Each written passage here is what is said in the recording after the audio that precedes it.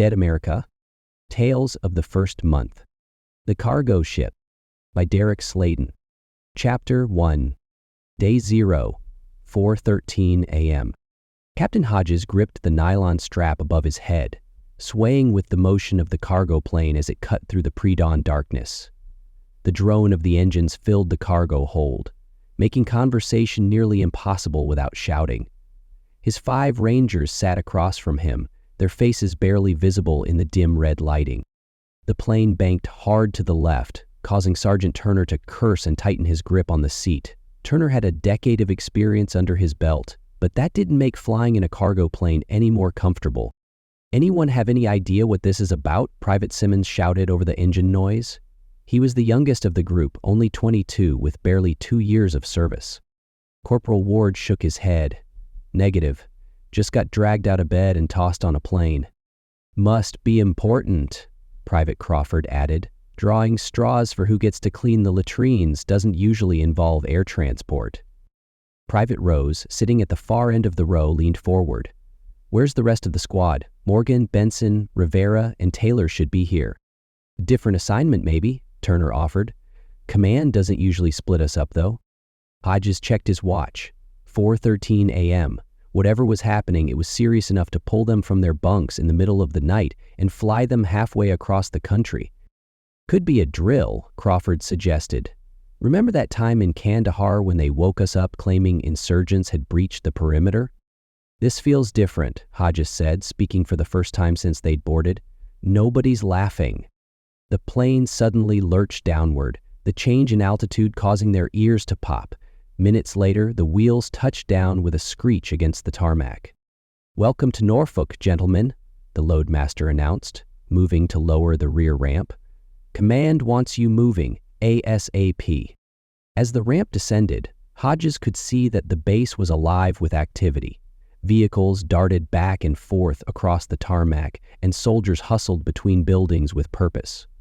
Floodlights illuminated the entire area, turning night into day. "Something's definitely up," Turner muttered. "This is way too much activity for this time of night." A staff sergeant rushed up to the ramp as soon as it touched the ground. "Captain Hodges, General Cortez is waiting for you. Follow me, sir." The 6 Rangers grabbed their gear and double-timed it across the tarmac. The activity around them was frantic, with equipment being loaded onto trucks and soldiers moving with urgency rather than the usual military precision. "Christ, it looks like an evacuation," Ward observed quietly. The staff sergeant led them to a building on the far side of the airfield. Inside, General Cortez stood over a table strewn with maps and documents. Dark circles rimmed his eyes, and his uniform was in a state of disarray, as if he had thrown it on while running out the door and not having the time or caring to get it straightened out. Several other officers huddled nearby, speaking in hushed, urgent tones. "Captain Hodges," General Cortez said, straightening up. "Thank you for coming so quickly. Dismiss your escort, please." Hodges nodded to the staff sergeant, who saluted and left the room. The 6 Rangers stood at attention, waiting. "At ease," Cortez said, gesturing for them to gather around the table. He looked each of them in the eye before continuing. "What I'm about to tell you doesn't leave this room. Is that clear?" "Yes, sir," they responded in unison. "A few hours ago, the brass was made aware of a biological attack on our country," Cortez began, his voice steady but grave. "It appears to be targeting individuals with type A blood, causing extreme flu-like symptoms and death within approximately 72 hours of exposure." Hodges felt his stomach tighten. "Sir, what kind of biological attack? Should we be breaking out the hazmat suits?" "Not unless you have A-type blood, Captain," Cortez said as he rubbed the side of his head for some relief from the pressure that had been building up for hours. "The poor bastards who are infected with whatever this bioagent is finally pass. They don't stay dead," Cortez continued. "They reanimate shortly after expiring and become extremely violent, attacking anything that moves. They can only be stopped by destroying the brain." The room fell silent. Private Simmons laughed nervously, then stopped when he realized no one else was joining in. "Sir, with all due respect, this sounds like," Turner began. "I know exactly what it sounds like, Sergeant," Cortez cut him off, "but I assure you this is very real, and it's happening right now all across the country." How widespread is it? Hodges asked. It started in Texas and spread damn near halfway around the world before we even knew it existed. The upper brass hasn't been the most forthcoming when it comes to the details, but from everything I've been able to gather, by the time the sun comes up, the world is going to look a lot different than it did when the sun went down, General Cortez said, pausing for several moments so that his words could really sink into the men. Finally, after what seemed like an eternity, Captain Hodges broke the silence in an attempt to get back on task. "What's our mission, sir?" Cortez pointed to a satellite image of a residential neighborhood. "We need you to secure this man and bring him to the docks." He placed a photograph on the table showing a weathered man in his 50s with a captain's hat. "This is Captain Barrett Jones. He commands the cargo ship Barbara's Gift. We're loading that ship with supplies, equipment, and personnel for evacuation." "Evacuation to where, sir?" Ward asked. "Offshore for now. Eventually we'll establish a secure location, but that's need to know, and apparently I'm not in that illustrious group." Cortez tapped the photo. "Jones knows every inch of that ship, and we've only got a skeleton crew of about 30 sailors. We need his expertise." "What about manpower from our end?" "Best guess another 20 or 30 are going to be along for the ride, but most won't have naval experience." Hodges studied the satellite image. "What's the situation in the neighborhood?" "Unclear. We've had reports of disturbances in the area, but nothing confirmed. We need to assume hostiles are present." Cortez rubbed his forehead. "You have just under 2 hours to complete this mission and return to the docks. I need that ship out to sea before the sun comes up. The fleet is going to be casting off after that, so I need you ahead of the traffic." "Sir, if I may," Turner said, "why isn't the regular base personnel handling this?" Cortez looked up, his expression grim. "Most of them don't know what's happening, and we intend to keep it that way as long as possible." "And they don't know?" Crawford asked, incredulous. "The majority of our personnel here have families either on base or nearby. If they understand the full scope of what's happening, many will abandon their posts to save their loved ones. We can't afford that." Cortez looked directly at Hodges. "You and your men were chosen because you have no local connections and can be trusted with the truth." Hodges processed this information, understanding the cold logic behind it even as he recognized its cruelty. "What about civilians, sir? Are we evacuating them too?" "We're taking essential personnel only, Captain. Our priority is maintaining military capability." Cortez's voice was flat, as if he'd already had this argument with himself and lost. "Once we're secure, we can organize rescue operations for survivors, assuming there are any." The general's statement hung in the air, creating a sense of unease amongst the Rangers. Most civilians would be left to fend for themselves, and from the sounds of it, their odds of survival weren't great. "Any questions?" Cortez asked. "What if Jones doesn't want to come with us?" Rose spoke up. "Tell him that he doesn't have a choice. Bring him in willing or not." Cortez looked down at his watch. "Time is running out. Hit the armory on your way out. The quartermaster has been instructed to give you whatever you need." "Sir, yes, sir," Hodges responded, saluting. The others followed suit. "Good luck, Captain." Cortez returned the salute. "The fate of a lot of people depends on your success." As they left the building, the Rangers remained silent, each processing what they'd just heard. Each man had seen combat in the sandbox over the years, but this felt different. A lot different. "He was serious," Simmons finally said as they approached the armory. "This is really happening." "Seems that way," Turner replied, his usual confident demeanor subdued. The quartermaster didn't ask questions when they arrived, simply unlocking the cages and stepping aside. The Rangers moved methodically, selecting weapons and ammunition with practiced efficiency. Each man stocked up on ammunition, taking double the normal load out of assault rifle magazines. Turner chose a similar loadout but added a shotgun. For close encounters, he explained to no one in particular. Ward, the team's explosives expert, gathered blocks of C4, detonators, and additional specialized equipment. He hoped that they wouldn't need it, but didn't want to get caught with his pants down if they did. "Think we'll need this much firepower for a simple extraction?" Crawford asked, checking the action on his rifle. "After what the general just told us," Turner replied, "I'd take a tank if they'd let me." Hodges surveyed his team as they finished gearing up. Despite the absurdity of the situation, they moved with purpose, their training kicking in automatically. They were professionals and they had a mission. Everything else could wait.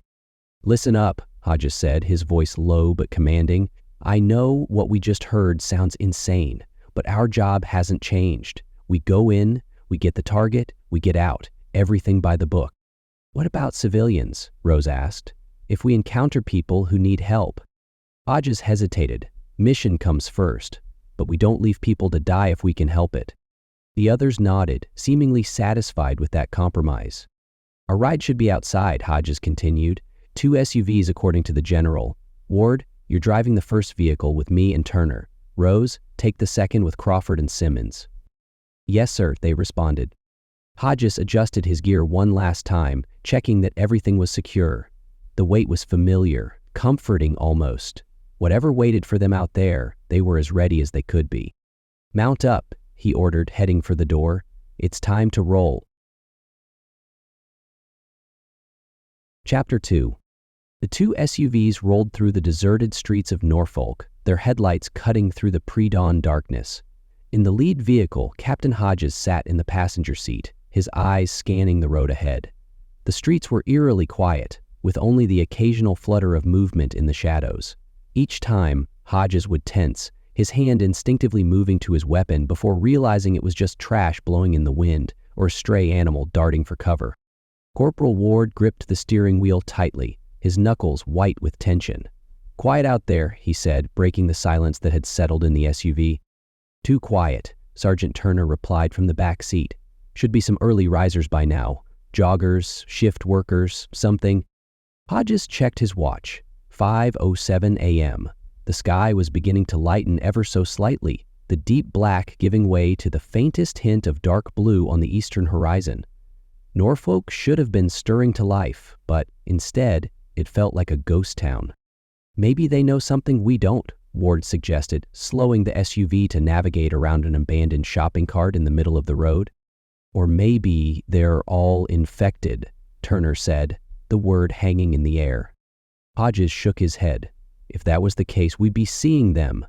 The general said they'd become violent, right? They'd be out in the streets." "Unless they're still in the flu stage," Ward countered. 72 hours, he said. Hodges ran a hand over his face, feeling the stubble that had accumulated since his last shave. "Christ, this feels like a bad movie." "I've seen this one," Turner said, trying to inject some levity into the situation. "The black guy always dies first, so I'm screwed." Ward let out a short laugh. "Nah, you'll make it. It's the handsome young guy who buys it. Simmons is toast."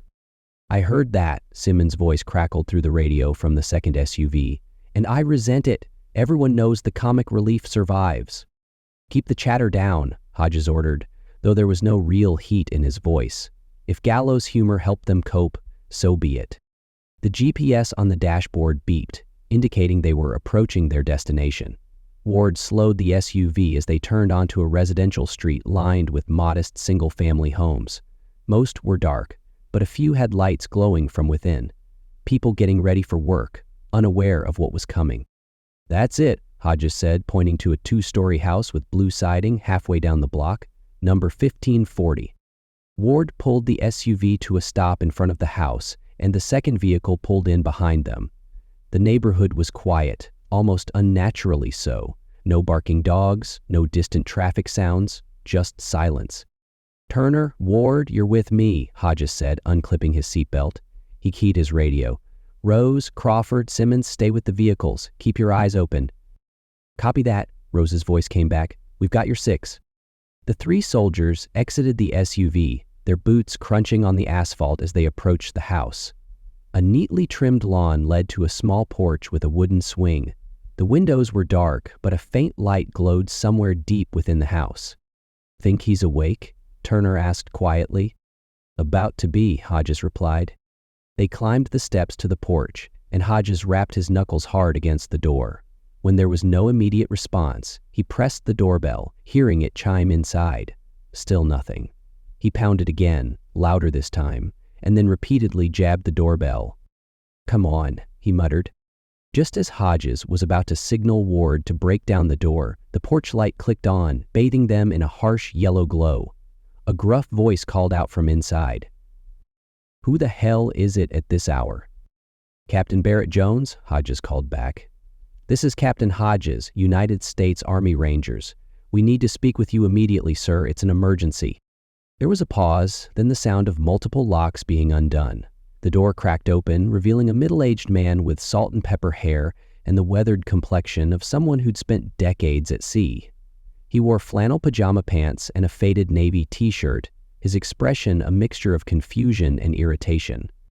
"What kind of emergency requires waking a man at 5 in the morning?" Jones asked. But before he could get an answer, Hodges shouldered his way inside, followed by Turner and Ward. "Hey, you can't just—" "I apologize for the intrusion, Captain Jones," Hodges said, his tone making it clear he wasn't actually sorry. "But time is of the essence. The military is commandeering your cargo vessel, the Barber's Gift, and your presence is required at the docks immediately." Jones stood in the middle of his living room, stunned. The interior of the house was neat and comfortable, with nautical-themed decorations and family photos covering the walls. A stack of books sat on a coffee table next to a half-empty glass of water. "Commandeering? What the hell for?" Jones demanded. "I'm not scheduled to head back out for a few weeks." "Those plans have changed," Hodges said flatly. "I'm not at liberty to discuss the details, but this comes from the highest levels. You need to grab whatever's important to you, clothes, medications, personal items. You won't be returning home for some time." Jones stared at him, then at Turner and Ward, who had positioned themselves near the room's exits, their posture alert and ready. The gravity of the situation seemed to sink in. "If I'm not coming back, then my family is coming with me," Jones said firmly. "My wife and daughter." "That's not part of the mission parameters," Hodges cut him off. "Then screw your parameters," Jones shot back. "We're a package deal. You want me, you take them too." He crossed his arms, his stance echoing years of command experience. Hodges weighed his options. The mission was to bring Jones in, and they were already burning precious time. Fighting over this would only delay them further, and who knew what was happening out in those streets? "Fine," Hodges conceded. "They can come, but they need to be ready in 5 minutes. We don't have time to waste." Jones nodded, some of the tension leaving his shoulders. "I'll get them." "What is going on down here?" a woman's voice interrupted. They turned to see a woman in her late 40s standing in the doorway, wrapped in a bathrobe. Her hair was disheveled, and her eyes were red-rimmed with exhaustion. "Barrett, who are these men?" "It's okay, Barbara," Jones said, moving to her side. "They're from the military. There's some kind of emergency, and they need me at the ship." Barbara looked at the armed soldiers in her living room with growing alarm. "What emergency? What's happening?" "Ma'am, we need your husband's expertise," Hodges explained, softening his tone slightly, "and apparently you and your daughter will be joining him. Please pack essentials only, clothes, medications, anything you can't live without for a while. We need to leave as soon as possible." Barbara's eyes widened. "Leave? We can't leave. Missy is sick. She's been in bed with the flu for days now." The three Rangers exchanged quick glances, alarm evident in their eyes. "The flu?" Hodges asked, his voice carefully controlled. "What kind of symptoms does she have?" "High fever, chills, body aches," Barbara replied. "She finally fell asleep about an hour ago. I've been up all night with her." "When did she first show symptoms?" Hodges pressed, stepping closer. "About 3 days ago," Barbara said. "It started with a headache, then got worse. The doctor said it was just a nasty flu strain, nothing to worry about." 3 days. Hodges felt his stomach drop. If General Cortez was right, the girl was nearing the end of the 72-hour window. "I'll need to keep my voice down," Barbara continued, oblivious to the tension her words had created. "She needs her rest." "I'm afraid you and your daughter can't come with us after all," Hodges interrupted, his decision immediate. "We can't risk infection spreading among the crew." "Infection?" Jones repeated, his eyes narrowing.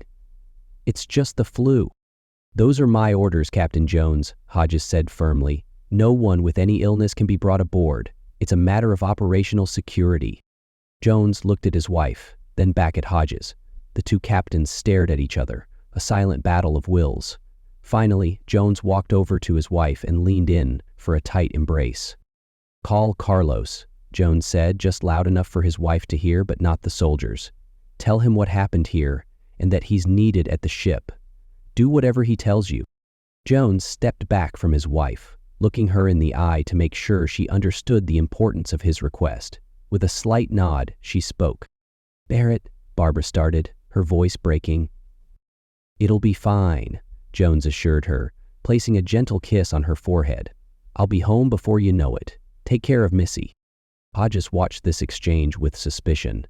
Jones had gone from adamantly insisting his family come along to calmly accepting their separation too quickly. Something wasn't right, but they didn't have time to dig deeper. "We need to move," Hodges said. "Captain Jones, get what you need. 2 minutes." Jones nodded and disappeared upstairs, returning moments later with a small duffel bag and a leather jacket thrown over his pajama shirt. His face was now composed, almost resigned, as he kissed his wife one more time. "I love you," he told her. "Remember what I said." "I will," she promised, tears in her eyes. The 4 men exited the house, making their way back to the waiting SUVs. As they approached the vehicles, Private Rose stuck his head out of the window of the second vehicle. "Captain, I've been seeing movement through the houses across the street," Rose reported, his voice low. "Figures moving between yards." Jones stepped forward. "Probably just the neighborhood kids. They've been playing ding-dong ditch at all hours lately. Parents can't seem to control them." Hodges caught Rose's eye and gave a slight nod, signaling him to go along with the explanation. There was no point in alarming Jones any more than necessary, not until they were safely at the docks. "Right," Rose said after a brief hesitation. "Just kids." "Let's move," Hodges ordered, opening the rear door of the lead SUV for Jones. "Captain, you're with us." Jones climbed into the back seat next to Turner, clutching his duffel bag to his chest. His face was a carefully controlled mask, but his eyes darted around, taking in every detail: the soldiers' tense postures, their fully loaded combat gear, the way they scanned the streets. He wasn't buying the story, but he wasn't asking questions either. Hodges got into the passenger seat and Ward started the engine. As they pulled away from the curb, Hodges caught a glimpse of Barbara Jones standing in the doorway, watching them leave. He thought about the sick girl upstairs, unknowingly approaching a transformation that would turn her into something inhuman. He forced the thought away. They had a mission to complete. "The docks are northeast of here," Jones said, breaking the silence. "Fastest route this time of morning would be down Hampton Boulevard." "Noted," Ward replied, adjusting their course. As the SUVs accelerated through the empty streets of Norfolk, Hodges couldn't shake the feeling that they were driving away from one nightmare and straight into another. Chapter 3. 5:12 a.m. Darkness still enveloped the streets of Norfolk as the two-vehicle convoy raced toward the docks. In the lead SUV, Corporal Ward pushed the speedometer higher than was prudent, the urgency of their mission overriding caution. Captain Jones sat silently in the back seat, his expression unreadable as he stared out the window. Occasionally his eyes would dart to the rearview mirror, as if hoping to catch one last glimpse of his home, though it had long since disappeared from view. "How much further to the docks?" Hodges asked, breaking the silence. "About 10 minutes if we keep this pace," Jones replied, his voice flat, "assuming the roads are clear." "They look empty enough," Turner observed from his position beside Jones. "Too empty if you ask me." They were approaching a commercial district, a strip mall stretching out on either side of the road. Most of the businesses were dark and shuttered: a hair salon, a Chinese restaurant, a discount clothing store. Up ahead, the massive silhouette of a supercenter loomed against the night sky, its parking lot eerily empty except for a few vehicles parked near the front. "There's usually traffic here even at this hour," Jones noted. "Delivery trucks, night shift workers heading home." Turner shifted in his seat. "Guess everyone got the memo to stay inside." "What exactly is going on?" Jones asked, leaning forward. "And don't give me that need-to-know bullshit. You're taking me away from my sick daughter. I deserve the truth." Hodges exchanged a glance with Turner, weighing how much to reveal. Before he could decide, Ward swore loudly, jerking the steering wheel hard to the right. "Shit, watch out." A figure had rushed out from between the buildings, sprinting directly into their path. Despite Ward's evasive maneuver, they felt a sickening thump as the SUV clipped the person. Ward overcorrected, sending the vehicle into a skid.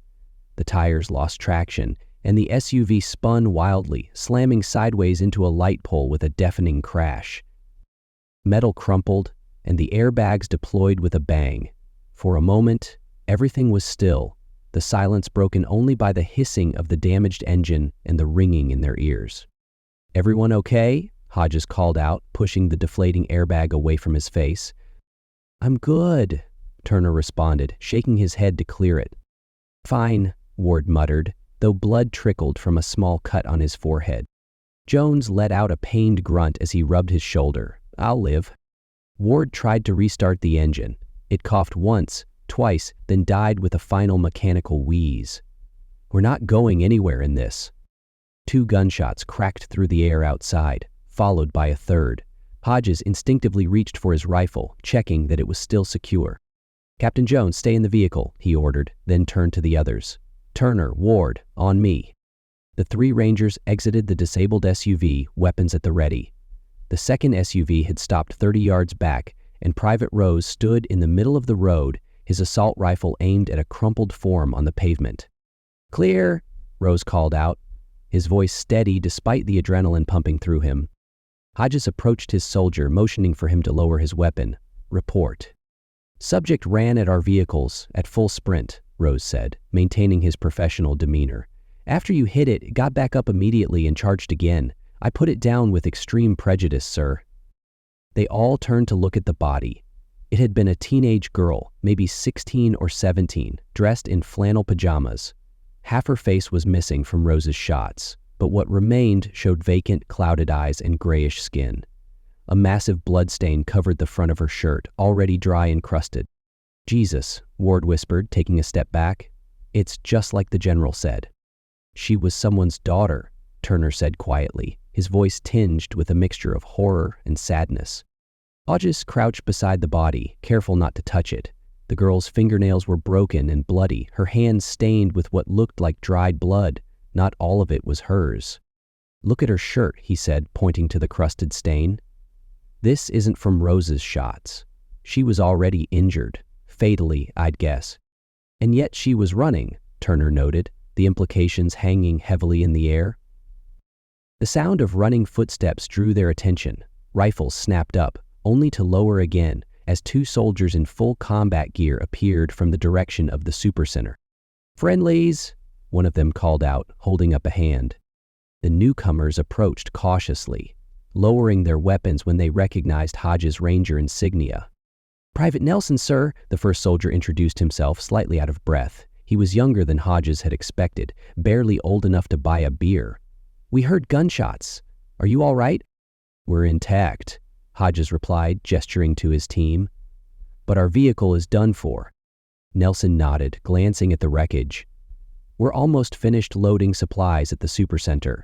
Heading to the docks in about 15 minutes if you need a ride." "That's convenient," Turner said, a hint of suspicion in his voice. "Lucky timing, sir," Nelson agreed, either missing or ignoring Turner's skepticism. "We've been at it since 3:30. Boss has us clearing out as much non-perishable food and medicine as we can carry." Hodges looked back at the damaged SUV, where Captain Jones was still waiting. "Rose, take the second vehicle and get Captain Jones to the docks immediately. The rest of us will catch a ride with Private Nelson's team." "Yes, sir," Rose replied, already moving toward their intact SUV. "Simmons, Crawford, you go with Rose," Hodges added. "Keep your eyes open. There may be more of these people out there." "Copy that, Captain," Crawford acknowledged, scanning the surrounding darkness with his rifle at the ready. Hodges retrieved Jones from the wrecked vehicle, quickly explaining the change in plans. The ship captain's face was pale as he glanced at the dead girl on the pavement. But he didn't ask questions as he was ushered into the waiting SUV with Rose, Crawford, and Simmons. "We'll be right behind you," Hodges assured him as the vehicle pulled away, its taillights quickly disappearing into the darkness. When it was out of sight, Nelson gestured toward the supercenter. "This way, sir. We've got 2 trucks loaded and a third about half full." Hodges, Turner, and Ward fell in step alongside Nelson and his partner as they headed back toward the massive store. The parking lot was eerily quiet, their footsteps echoing in the empty space. "Do you know what the hell is going on, sir?" Nelson asked, his voice low enough that his partner wouldn't hear. "Command pulled us out of bed a little after midnight. Told us to load up as much food and medicine as we could and get to the docks. No explanations, just orders. Hodges considered his response, remembering the general's warning about keeping the truth contained. I'm as much in the dark as you are, Private. With all due respect, sir, that's bullshit, Nelson replied, then quickly added, Sir, you Rangers don't get called in for grocery runs. We're here on an extraction mission, Hodges said, which was at least partially true. Everything else is above my pay grade. Some kind of biological threat, isn't it? Nelson pressed. That's why we're taking all the medicine. And that girl back there? She wasn't normal, was she? Before Hodges could respond, the roar of an engine cut through the night. A battered pickup truck screeched into the parking lot, brakes squealing as it came to a stop directly in front of them. A heavy-set man in his 50s leapt out, his face contorted with rage. That's far enough, the man shouted, pointing an accusatory finger at them. You've got no right. No goddamn right. Nelson sighed. That must be the store owner, Mr. Hoffman. The manager called him in a panic once we started clearing the shelves. What the hell are you people doing? Hoffman demanded, stomping toward them. I got a call from my night manager saying soldiers were ransacking my store. This is theft, plain and simple. Hodges stepped forward, his hands raised in a placating gesture. Sir, I understand you're upset. Upset? Upset doesn't begin to describe it, Hoffman interrupted, his face flushing an alarming shade of red. You can't just walk in and take whatever you want. Who's in charge here? Who's your commanding officer? Sir, this is an emergency requisition, Hodges explained calmly, falling back on his training for dealing with civilians. You'll be fully compensated for everything we take. If you'd like, you can send an invoice to General Cortez at Norfolk Naval Base, adding in a premium for the inconvenience. I don't want money tomorrow. I want my merchandise today, Hoffman shouted, spittle flying from his mouth. What kind of emergency justifies stealing 15 shopping carts full of groceries in the middle of the night? Nelson shifted uncomfortably beside Hodges. It's actually 23 carts now, sir. Hoffman's eyes bulged. 23? Are you out of your damn minds? Mr. Hoffman, I understand this is irregular, but I assure you it's necessary, Hodges tried again. When this is over, you'll understand why. When what is over? Hoffman interrupted, stepping closer. What aren't you telling me? Is it terrorists? Is something happening? Before Hodges could formulate a response, Turner and Ward tensed beside him. Captain, we've got company, Turner said, his voice tight. Multiple hostiles approaching from the east side of the parking lot, Ward added, raising his rifle. Hodges turned to see a group of figures emerging from the darkness, moving with the same unnaturally focused gait as the teenage girl had. There were at least 8 of them, spread out across the parking lot and closing in fast. Mr. Hoffman, get inside the store now, Hodges ordered, his tone leaving no room for argument. I'm not going anywhere until... Hoffman began, but cut off as the first shot rang out from Nelson's partner. His eyes widened as he finally noticed the approaching figures, and he bolted for the store entrance, disappearing inside. Form a perimeter, Hodges commanded, moving to take cover behind a parked car. Turner and Ward flanked him, while Nelson and his partner took up positions a few yards away. The creatures came on, undeterred by the armed soldiers. Hodges held his fire, waiting until they were within 15 yards. Fire, he ordered. The parking lot erupted with gunfire. Hodges aimed for the head of the nearest infected, dropping it with a single shot. To his right, Turner and Ward did the same, their precision making quick work of 3 more. Nelson and his partner were equally effective, eliminating another 2 with well-placed shots. 1 ghoul remained, staggering toward them with relentless determination. On impulse, Hodges shifted his aim, placing a round directly into its chest. The creature didn't even flinch, continuing its advance without breaking stride. Damn, Hodges muttered, adjusting his aim upward and placing a bullet squarely between its eyes. The infected dropped instantly, crumpling to the pavement like a puppet with cut strings. When it was clear no more were coming, the soldiers cautiously approached the bodies, keeping their weapons ready. Headshots only, Hodges confirmed, crouching to examine the nearest corpse, just like the general said. It had been a middle-aged man in a business suit, his once professional appearance now marred by blood and filth. His neck bore a series of deep bite marks, the flesh torn and mangled. This one too, Turner called, kneeling beside another body, a woman in hospital scrubs. Bite marks on the arm and shoulder. And this one, Ward added from a few feet away, looks like multiple bites on the forearm and hand. So it's transmitted through bites, Turner concluded, looking up at Hodges. The infection spreads that way. Looks like it, Hodges agreed, standing up, which means we need to be even more careful. One bite and you just might join their ranks. Nelson and his partner exchanged alarmed glances. Sir, Nelson said hesitantly, if these people are infectious, shouldn't we be warning civilians, evacuating them?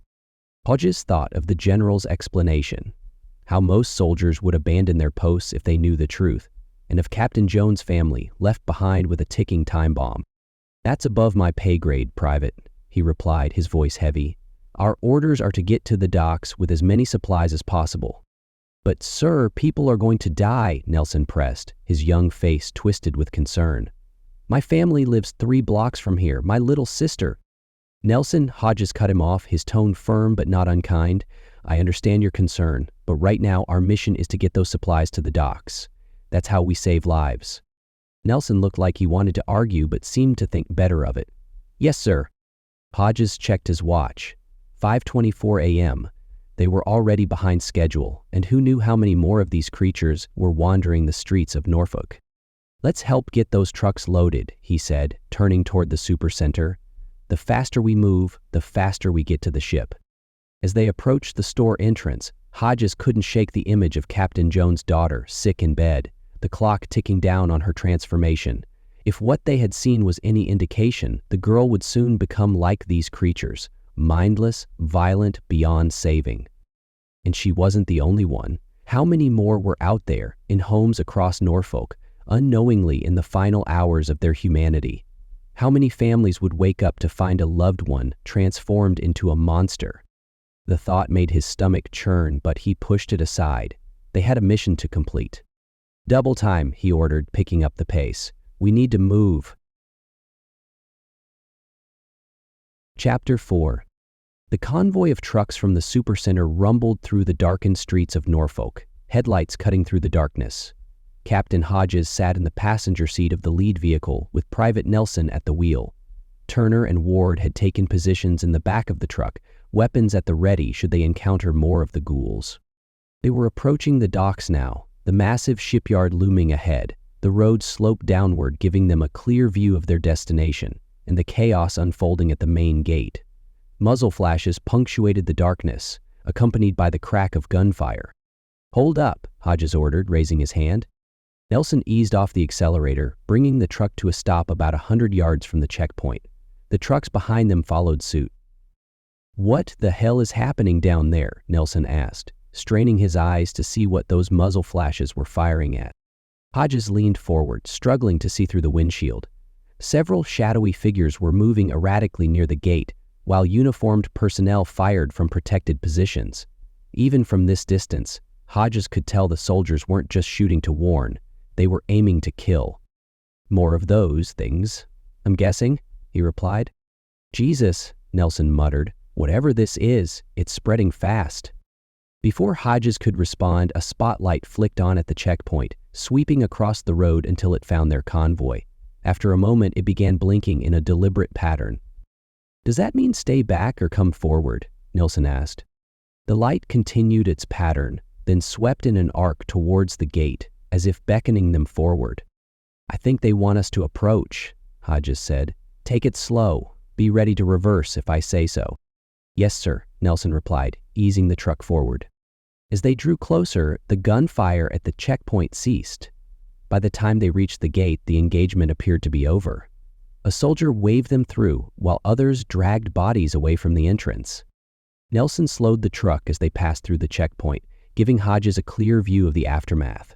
6 bodies lay on the ground, all civilians in various stages of dress, nightclothes mostly, and all with catastrophic head wounds. Their unnatural gray skin and blood-crusted clothes confirmed what they were. Christ, Nelson whispered, unable to tear his eyes away. What's happening to these people? Hodges watched as a squad of Marines used a tarp to drag one of the corpses away from the road. I can't tell you exactly, Nelson, but it's going to be bad. Real bad. The road opened up, revealing the sprawling dockyard. Cranes loomed overhead like skeletal giants, and cargo containers were stacked in neat rows. In the distance, the Barber's Gift waited at the pier, a modest-sized cargo vessel with workers swarming over it like ants. Even at this hour, the docks buzzed with activity. Trucks and forklifts moving supplies, soldiers patrolling the perimeter, sailors preparing the ship for departure. As they pulled up near the gangway, a red-faced sergeant appeared, waving his arms and shouting over the din. "Keep it moving. Around the back. We're loading through the rear cargo doors." Nelson looked to Hodges for confirmation, but the sergeant had already spotted them and was making his way over, still shouting. "Are you deaf? I said around the—" Hodges opened his door and stepped out, cutting off the sergeant's tirade. Turner and Ward hopped down from the back of the truck, their presence immediately registering with the sergeant. His demeanor changed instantly when he noticed their ranger tabs. "Captain Hodges?" he asked, his voice dropping to a respectful tone. "That's right," Hodges confirmed. "Sergeant Williams, sir," the man said, offering a crisp salute. "They told us to expect you. Your men arrived about 10 minutes ago with Captain Jones." Hodges returned the salute. "Good. Where are they now?" "Control deck, sir," Williams replied, pointing towards the center of the ship, where a multi-level structure rose above the main deck. "Captain Jones insisted on inspecting his vessel. Your men went with him." Hodges nodded. "We'll join them. Have these trucks unloaded as quickly as possible. The general wants us underway before the sun comes up." "Yes, sir," Williams replied, turning back to direct the convoy around the stern of the ship. Hodges, Turner, and Ward made their way up the gangway onto the main deck. The Barber's Gift was an older vessel but well-maintained. Its hull showed signs of countless ocean voyages, weathered paint, patches of surface rust, but it was structurally sound. Sailors and dock workers moved with purpose across the deck, securing cargo, checking equipment, and preparing for departure. "Quite the operation," Turner remarked, watching as a pallet of medical supplies was winched aboard. "They've been at it for hours," Ward added, nodding toward several exhausted-looking soldiers taking a brief rest near the railing. "Look at those guys. They're dead on their feet." "Hopefully not as dead on their feet as those things running around," Turner added with a smirk. "Keep your voice down," Hodges warned, glancing around. "Remember, most of these people don't know what's coming." They made their way along the outer railing, following Williams' directions. The ship was a hive of activity, with every available space being utilized for storage. Crates of food, medicine, ammunition, and building supplies were being secured in every corner. "This isn't just an evacuation," Turner said quietly. "They're planning for the long haul." Hodges didn't respond, but he knew Turner was right. The quantity and variety of supplies indicated that the military didn't expect to return anytime soon, if ever. They reached the staircase leading up to the control deck, a series of metal steps zigzagging up the side of the central structure. As they climbed, the activity below spread out beneath them like a diorama. From this height, they could see beyond the ship to the lights of Norfolk, still mostly dark at this early hour.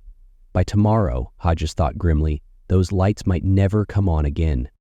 At the top level, they found the control room, a large, glass-enclosed space filled with navigation equipment, communication consoles, and monitoring stations. It was significantly warmer than the deck below, the air close and tense.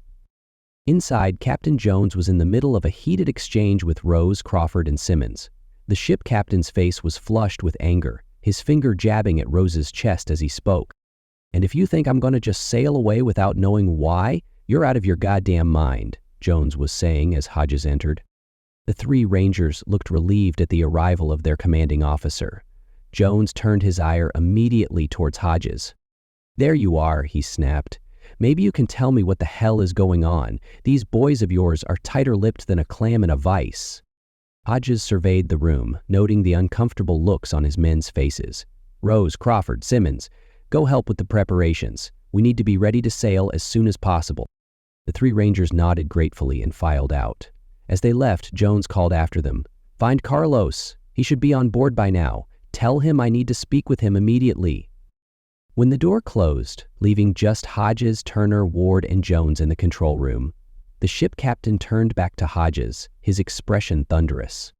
"Now you listen to me, Captain," Jones began, his voice low and intense.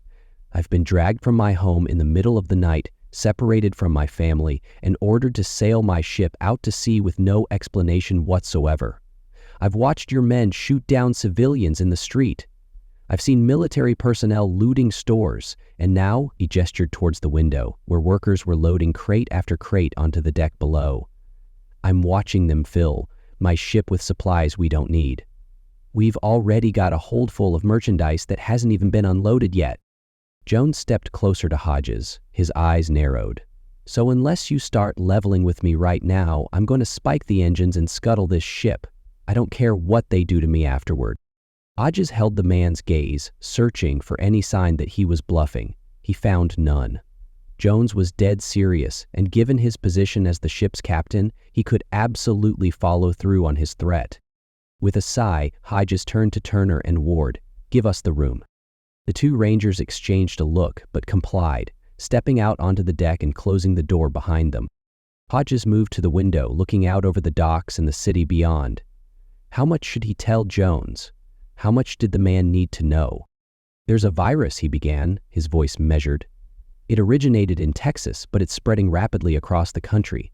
It causes flu-like symptoms followed by death within approximately 72 hours of exposure."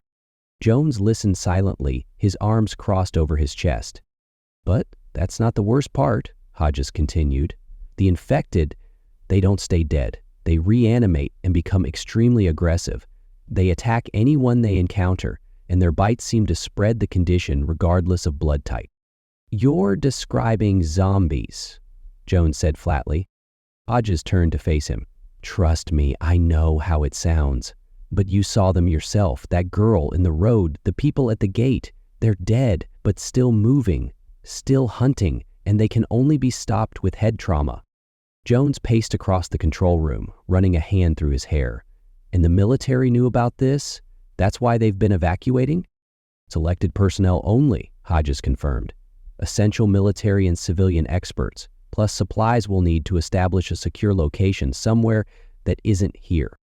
"And everyone else?" Jones asked, though his tone suggested he already knew the answer.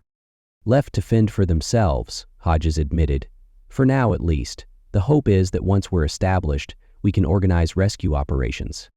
Jones stopped pacing, his expression hardening. "And my family?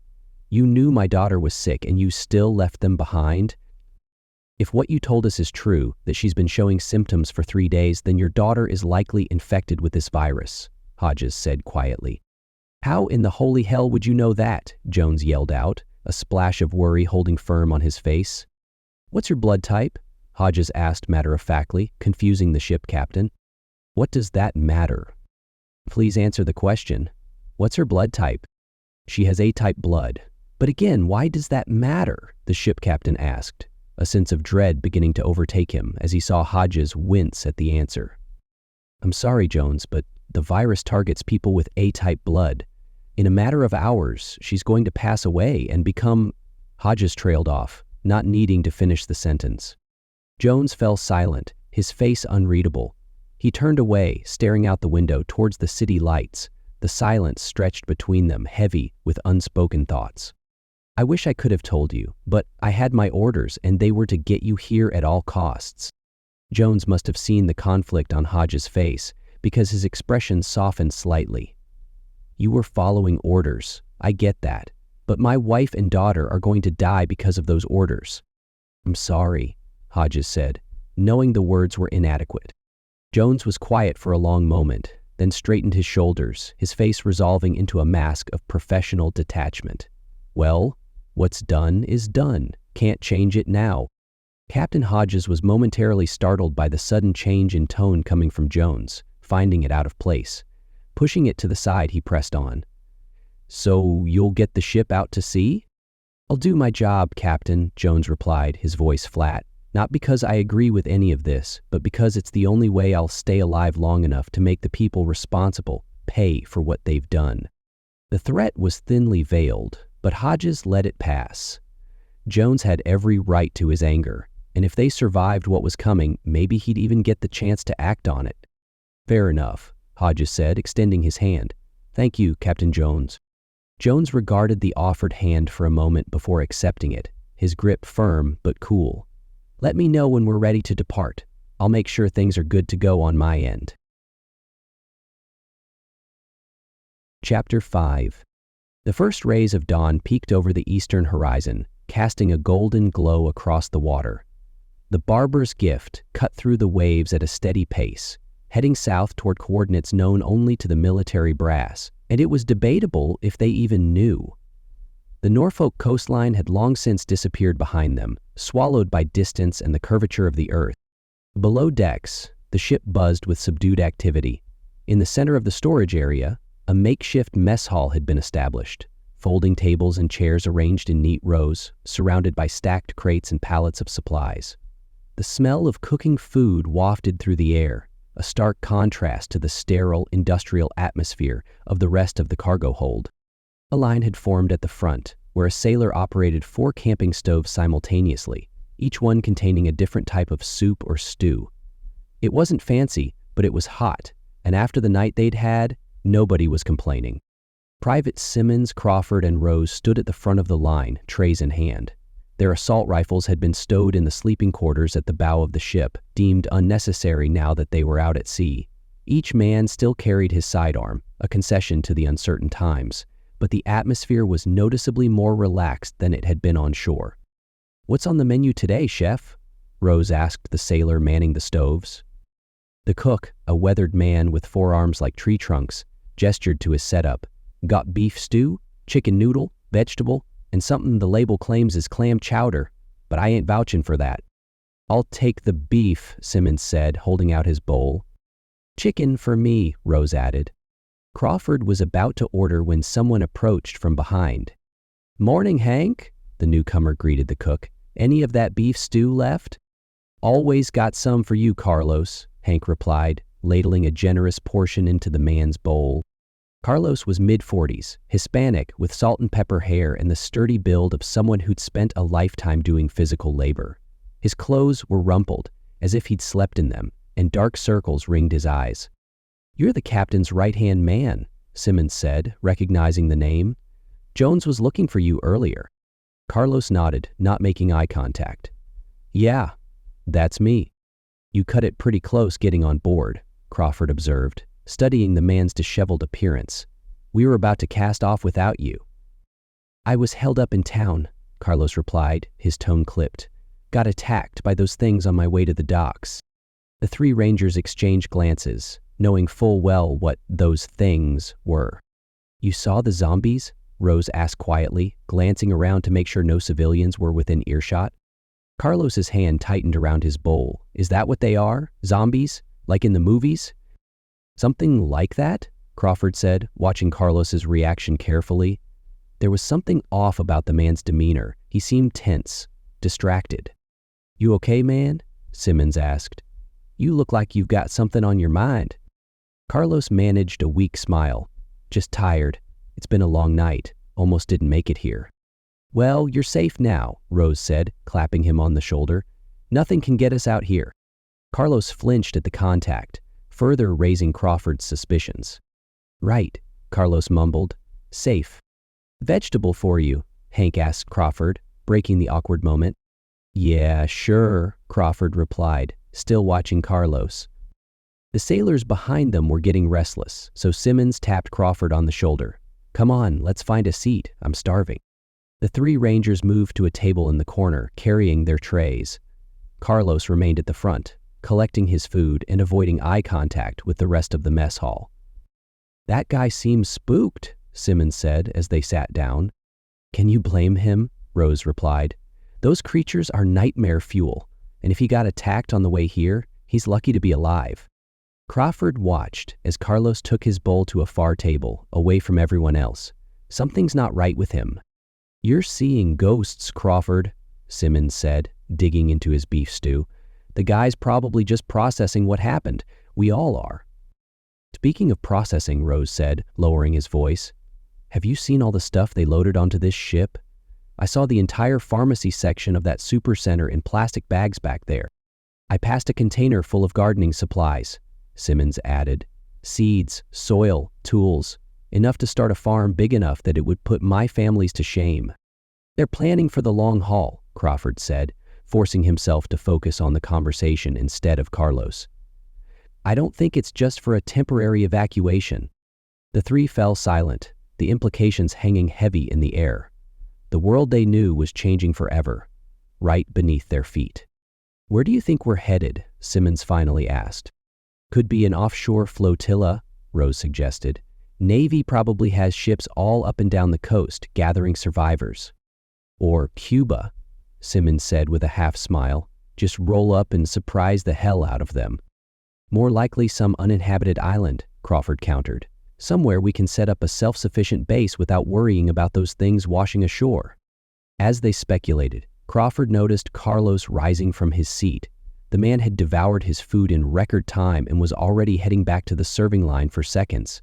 Even more strangely, after getting another bowl, he immediately motioned for a third, balancing both carefully as he slipped quietly out of the mess hall. "Now where's he going?" Crawford muttered, pushing his chair back. Simmons reached out, grabbing his arm. "Let it go, man. Maybe he's taking food up to the captain."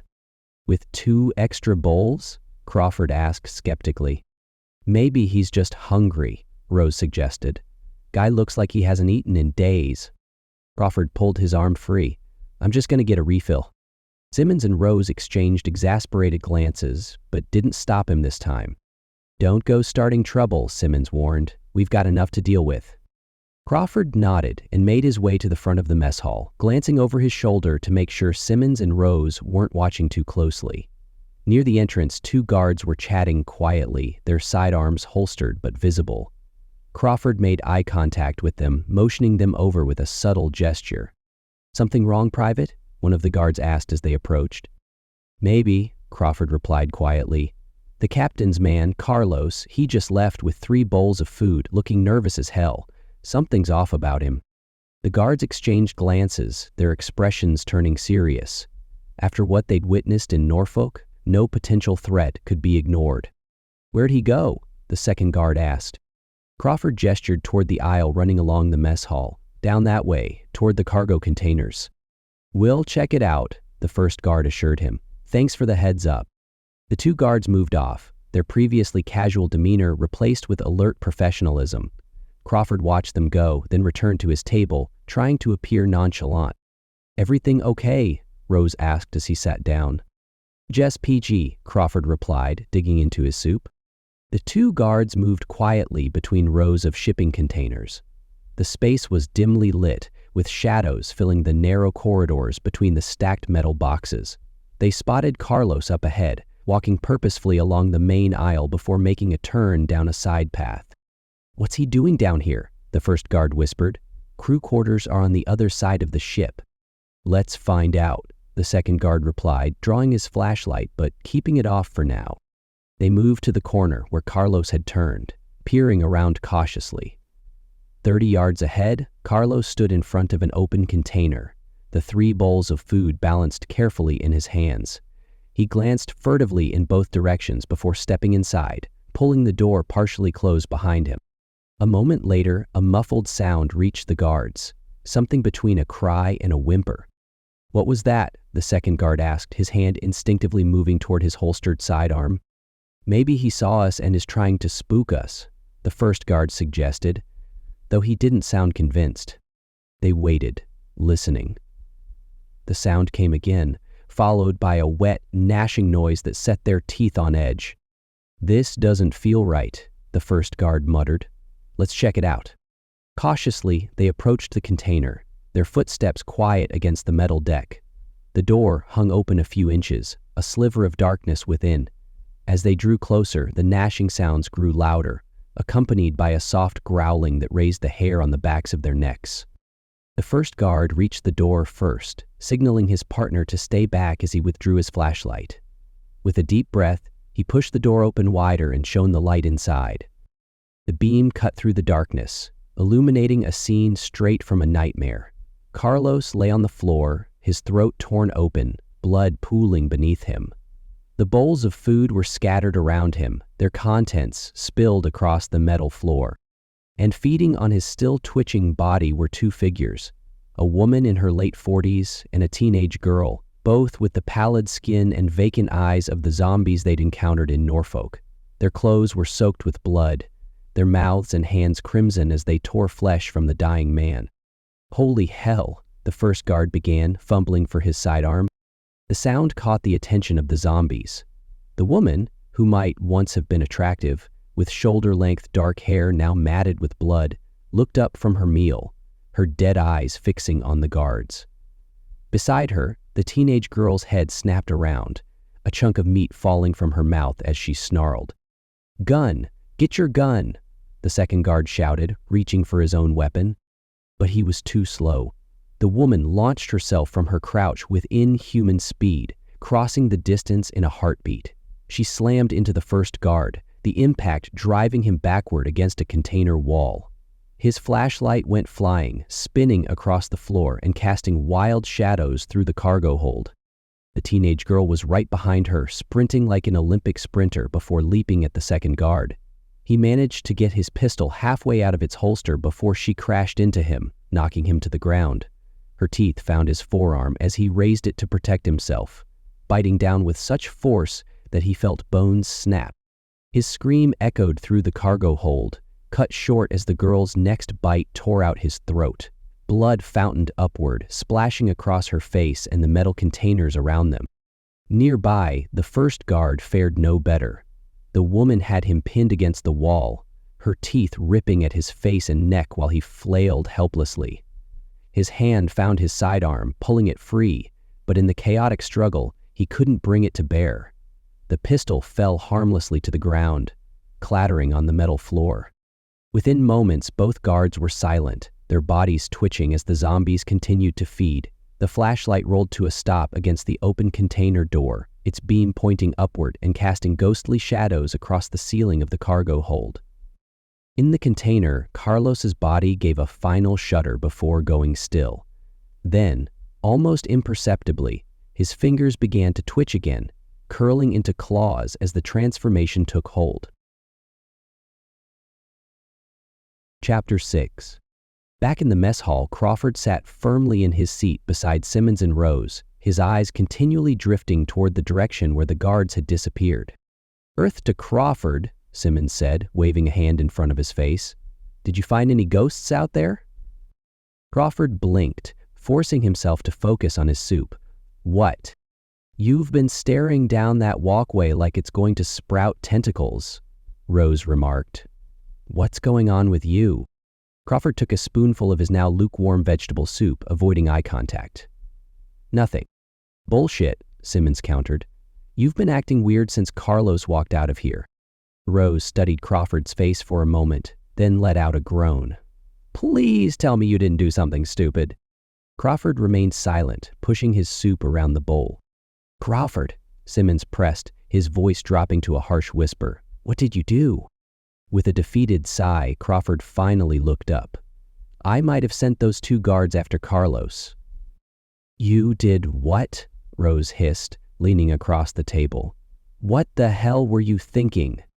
"There was something off about him," Crawford insisted. "The way he was acting, taking all that food."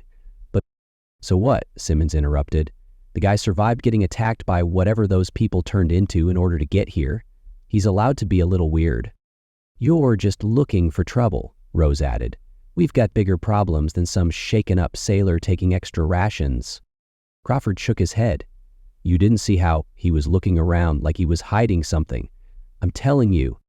"No, I'm telling you," Simmons cut in, jabbing a finger at Crawford's chest. "You need to back off. If Hodges finds out you're harassing Jones's right-hand man, he's not going to be happy. The ship captain is already pissed off enough at us." "Fine," Crawford muttered, turning his attention back to his soup. "But when those guards come back and report that everything's fine, you can both say, 'I told you so,' as much as you want." "Oh, we will," Rose assured him with a smirk. "We'll make t-shirts. Crawford was wrong in big letters across the front." "With a picture of your paranoid face," Simmons added, grinning. Despite his concern, Crawford found himself smiling at the banter.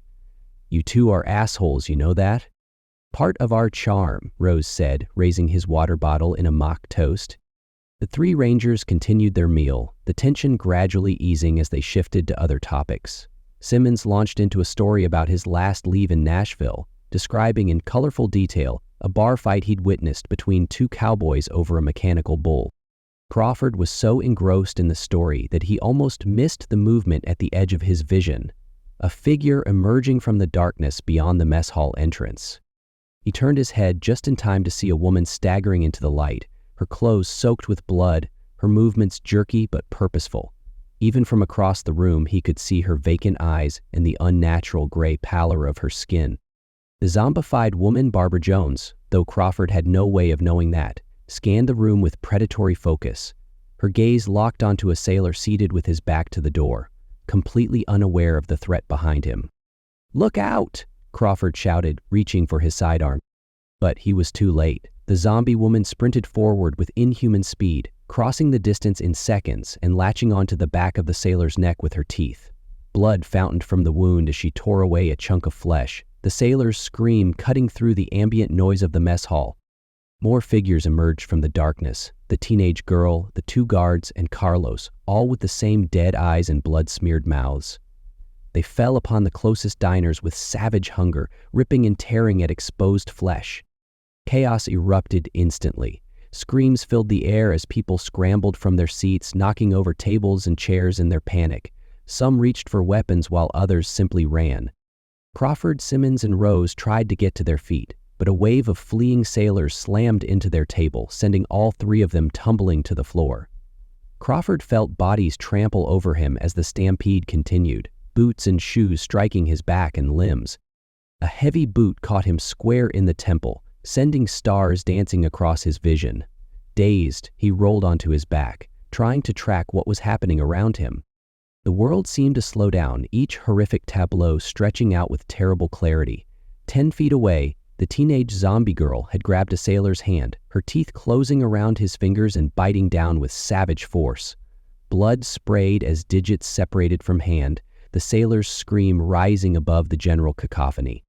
To his right, a soldier had drawn his sidearm and was firing wildly, more panicked than precise.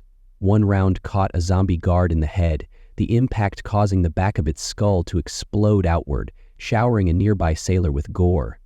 The sailor stood frozen in shock, his face and upper body drenched in blood and brain matter. The soldier, still firing in blind panic, swung his weapon around and squeezed the trigger again. The bullet struck the blood-covered sailor in the chest, knocking him backward. The man looked down at the spreading crimson stain with an expression of pure disbelief before collapsing. Crawford's gaze drifted to the center of the mess hall, where two zombies, one in a naval uniform, the other in civilian clothes, were crouched over a twitching body, their faces buried in the victim's abdominal cavity as they gorged themselves on entrails. The victim's hands still moved, fingers curling and uncurling as the last vestiges of life drained away. Most disturbing of all were the earliest victims, their bodies now still and lifeless on the floor, but only temporarily. Even as Crawford watched, one of them began to twitch more violently, then sat up, eyes vacant. The transformation had taken mere moments after bleeding out. Hands seized Crawford's shoulders, shaking him roughly. Rose's face appeared above him, his eyes wide with fear and urgency. "Crawford, we have to move, now." Crawford tried to respond, but his tongue felt thick in his mouth, his thoughts sluggish from the blow to his head. Rose pressed his pistol against a zombie's head and fired, the report deafening at close range. The zombie crumpled, but there were more coming, drawn by the chaos and the noise of everyone fighting and fleeing. The gunshot finally jolted Crawford back to full awareness. He shook his head to clear the last of the cobwebs, drawing his own sidearm and looking for targets. The mess hall had transformed into a slaughterhouse. Bodies lay strewn across the floor, some still moving, others ominously still. The zombies had multiplied, at least a dozen now, including the freshly turned victims, and were spreading outward, hunting down the fleeing sailors and soldiers. "We need to get out of here," Simmons shouted, firing at an approaching zombie. The round caught it in the shoulder, staggering it but not stopping it. "This way," Rose called, pointing toward a side exit. "Move!" The three rangers began to move, firing as they went. Crawford squeezed off 2 shots at a zombie that lunged at him, both rounds missing the head but punching through its chest. The creature barely slowed. "Headshots only," Crawford reminded them, adjusting his aim and putting the zombie down with his third bullet. They made it about 10 yards from the mess hall entrance, moving in a tight formation, Rose in the lead, Crawford behind him, and Simmons bringing up the rear. The side passage was darker than the main area, the shadows hiding potential threats. "Watch the corners," Rose called back, his pistol sweeping the space ahead. None of them saw the zombie that rushed from a shadowy alcove to their right. It slammed into Simmons with the force of a linebacker, driving him against the wall with a sickening thud. "Simmons!" Crawford shouted, spinning around. Simmons's eyes went wide with shock and pain as the zombie, one of the guards they'd sent after Carlos, sank its teeth into his neck. Arterial blood sprayed across the wall in a crimson arc, spattering Crawford's face and chest. Crawford raised his pistol but hesitated, unable to get a clean shot due to the blood in his eyes. In that moment of hesitation, more shapes appeared in the passage behind them. 3 more zombies, moving with predatory speed. "Crawford, come on!" Rose shouted, grabbing his arm. "He's gone!" "No!" Crawford tried to pull away, but Rose's grip was iron. "There's nothing we can do," Rose insisted, physically dragging him away from the scene. "We have to move." Simmons locked eyes with Crawford one last time, his expression a mixture of pain and acceptance. Then the zombie pulled him down, joined by the newcomers in a feeding frenzy. Crawford finally allowed Rose to pull him away, both of them running full tilt down the passageway. Behind them, Simmons's screams gave way to wet, gurgling sounds, then silence. "We need to get topside," Rose panted as they ran. "Find the captain, warn the others." Crawford nodded, his throat too tight with grief and adrenaline to form words. They sprinted through the narrow corridors, the sounds of zombie-fueled carnage spreading throughout the ship around them. As they rounded a corner, a piercing whistle cut through the din. Crawford looked up to see 2 sailors perched atop a shipping container that was sitting alone in the middle of an aisle, waving frantically. "Up here," one of them shouted. "Climb up." The sailors lay flat on their stomachs, extending their arms downward. Rose and Crawford raced toward them, hearing the snarls of pursuing zombies growing closer. "You first," Rose ordered, pushing Crawford ahead. Crawford leapt upward, catching one sailor's outstretched hands. With a grunt of effort, the man pulled him up, his partner helping to haul Crawford onto the top of the container. Turning immediately, Crawford reached down for Rose, who was already jumping to catch his hand. Their fingers locked just as a zombie burst from the passage behind them, a crewman with half his face missing, his uniform soaked in blood. The zombie closed the distance with terrifying speed, launching itself at Rose's dangling legs.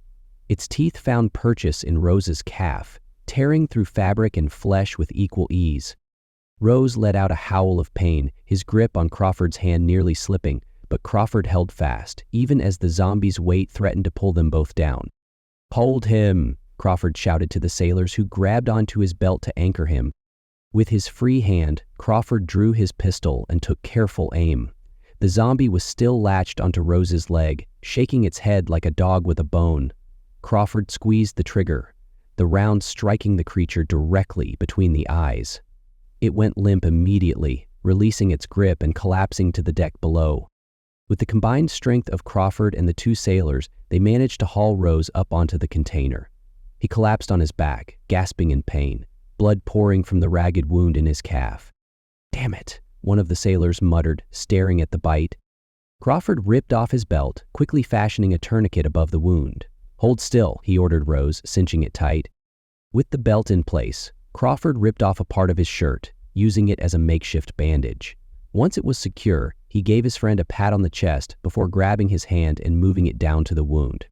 "Just hold it there until the bleeding stops." Rose groaned as he grabbed onto his injury, muttering under his breath, "I'm going to be so pissed if I turn into one of those things." The sailors exchanged nervous glances but didn't press the issue. Below them, more zombies had gathered, reaching up with bloody hands, but unable to climb the smooth metal sides of the container. "We need to radio the bridge," the first sailor said. "Let them know what's happening." "Simmons had the radio," Rose said through gritted teeth, nodding toward the passage where they'd left their friend. Crawford stood up, moving to the edge of the container to look in that direction. In the distance, he could just make out Simmons' body, now motionless on the floor, surrounded by feeding zombies. The radio, if it was still intact, was completely inaccessible. "We're on our own," Crawford said quietly, the weight of their situation settling over him like a shroud. Below them, the number of zombies continued to grow, their moans and snarls rising like a dark tide. And somewhere above, on the bridge of the ship, Captain Jones and the rest of the crew remained blissfully unaware that their sanctuary had already been breached from within. Chapter 7. In the control room of the barbarous gift, the morning sun cast long fingers of golden light through the windows, illuminating the faces of the 4 men gathered there. Captain Jones stood near the helm, his weathered hands resting on the controls as he guided the vessel southward through calm seas. Captain Hodges, Turner, and Ward were spread around the room, gazing out at the endless blue expanse surrounding them. "Quite a view," Turner remarked, his eyes fixed on the horizon where ocean met sky in a seamless line. "Home of the perks of the job," Jones replied, a hint of pride in his voice despite the circumstances. "No matter how many times I see it, that sunrise over open water never gets old." Hodges nodded in agreement, but his attention was focused on the radio in his hand. He'd been in communication with the Norfolk base for the past 10 minutes, providing updates on their status and receiving what little information command was willing to share. "Yes, sir," Hodges said into the handset. "We're fully loaded. Cargo from Captain Jones's previous run, plus supplies from at least 6 supercenters and hardware stores in Norfolk." He paused, listening to the response. "I'll have a complete inventory by the end of the day." The others watched as Hodges' expression tightened slightly. "Understood, but it would help to know our final destination," he pressed. Another pause. "Stay within a few miles of shore, heading south. Await further instructions." "Got it." Hodges set the radio down on a nearby table with a sigh.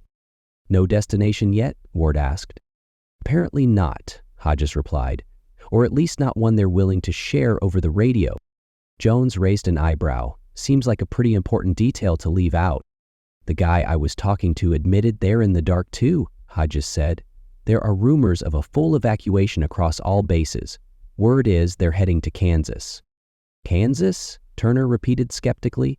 "That's about as landlocked as you can get." Hodges cracked a small smile. "I pointed that out. Getting this ship to Kansas might be a bit of a challenge. Not to mention that the boredom of being in Kansas might be more lethal than those things," Ward added. The humor, grim as it was, provided a momentary reprieve from the tension that had been building since they'd left Norfolk. "So, Captain," Turner said, turning to Jones, "Hodges mentioned you've been sailing for decades. Where's the most interesting place you've been?" Jones seemed to appreciate the change in subject. "Hard to narrow it down. I've hit ports on every continent except Antarctica. Singapore's always a favorite, the perfect blend of old and new. Cape Town has views that'll make you believe in God. Rio's got an energy you can feel as soon as you step off the ship." "Any places to avoid?" Ward asked. "Plenty," Jones chuckled. "But sometimes the worst ports make for the best stories. There was this one time in Manila." A sharp crack cut through the air, the unmistakable sound of a handgun being fired. All 4 men froze, then rushed to the windows facing the front of the ship. On the main deck below, towards the front of the ship, chaos was unfolding. 2 soldiers stood with their backs to a shipping container, firing at a group of figures sprinting toward them.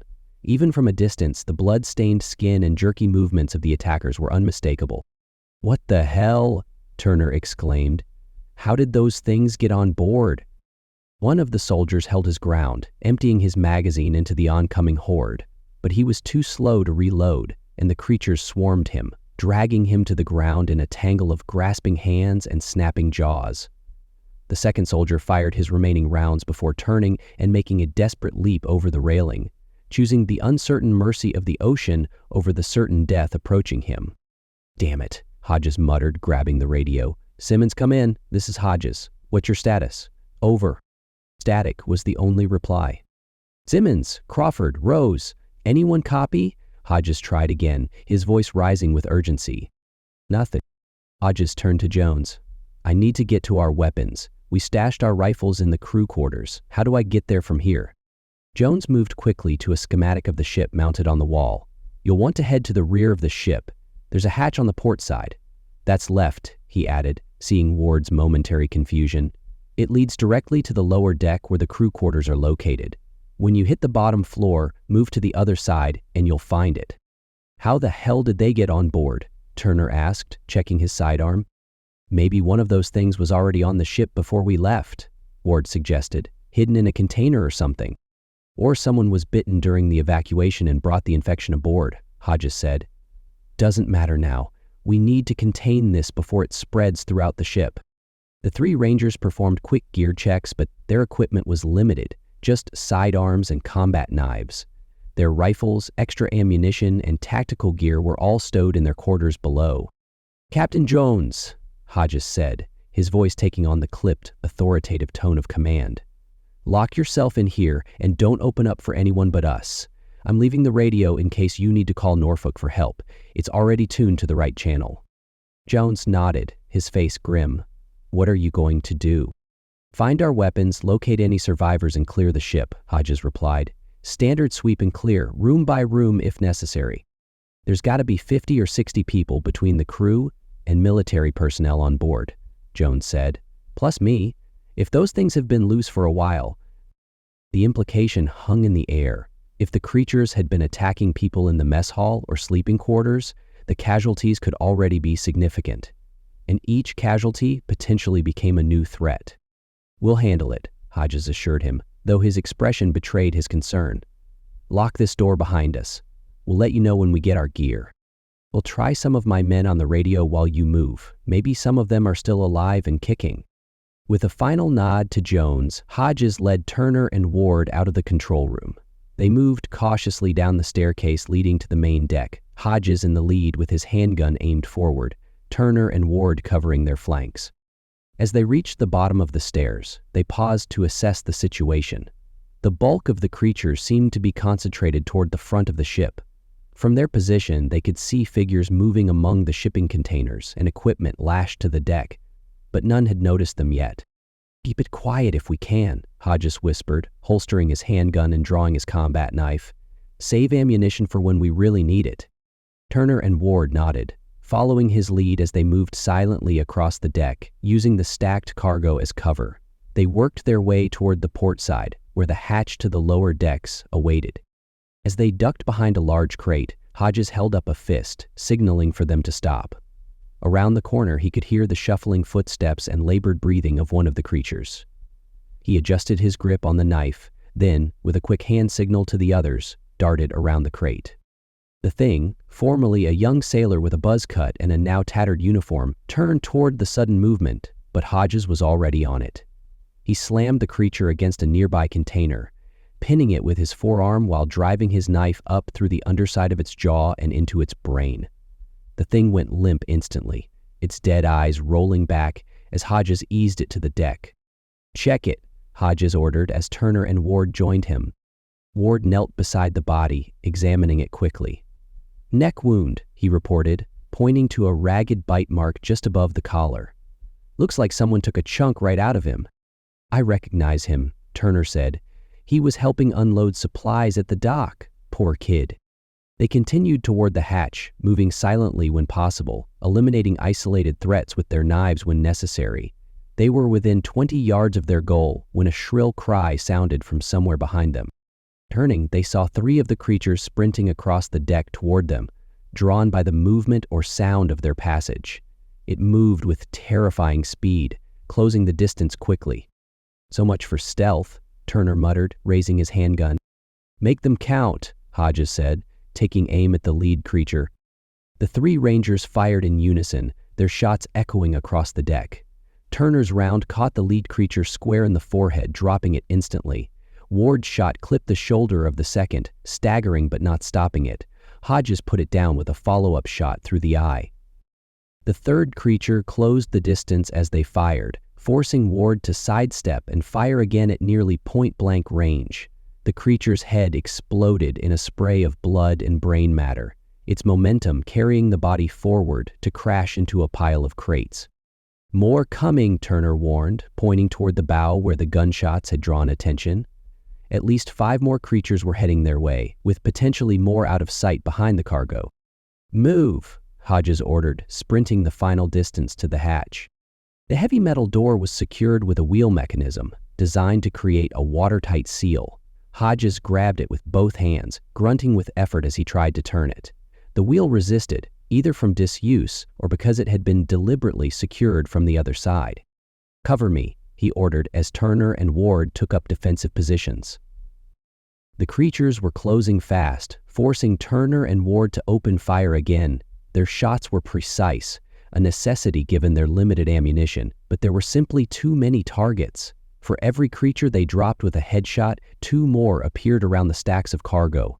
"Any time now, Captain," Turner called, ejecting an empty magazine and slapping in his last one. Hodges strained against the wheel, feeling it give slightly. "Almost there," he grunted. Ward fired his last round, dropping a creature that had nearly reached them. With a final heave, Hodges felt the wheel mechanism release. He yanked the hatch open, revealing a dark stairwell leading below. "Go! Go!" he shouted, covering Turner and Ward as they slipped through the opening. Hodges backed in after them, firing a few rounds to keep the horde at bay. As the last creature fell, he pulled the hatch shut and spun the wheel from the inside, securing it just as more of them slammed against the metal door from the other side.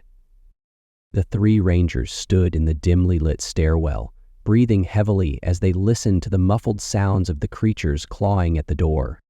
"That was close," Turner said, reloading his handgun with a fresh magazine. "Too close," Hodges agreed. The stairwell led down into the heart of the ship, where the crew quarters and their rifles awaited. But as they stood catching their breath, another sound reached them, echoing through the metal corridors ahead. Moaning, distant but clear, coming from multiple directions. Chapter 8. Hodges led the way down the metal staircase, each step taken with deliberate care to minimize noise. The emergency lighting cast long shadows across the walls, turning the descent into something out of a nightmare. Turner followed close behind, with Ward bringing up the rear, both men moving with the same cautious precision as their captain. As they descended deeper into the ship's bowels, the sounds from below grew more distinct, moans that sent chills down their spines, shuffling footsteps that lacked purpose or direction, and intermittent screams that told of ongoing carnage somewhere in the darkness ahead. "Those don't sound like normal people," Ward whispered, his voice barely audible over the ambient noises of the ship. Turner shot him a look. "No shit." "Cut the chatter," Hodges ordered, his voice low but commanding. "Focus." They continued down in silence, weapons at the ready. Hodges carried his combat knife in his right hand, the blade positioned for a quick upward thrust. His other hand rested on his sidearm, a last resort given the noise it would generate. At the bottom of the stairs, they found themselves in a small stairwell room, barely large enough for the 3 of them to stand comfortably.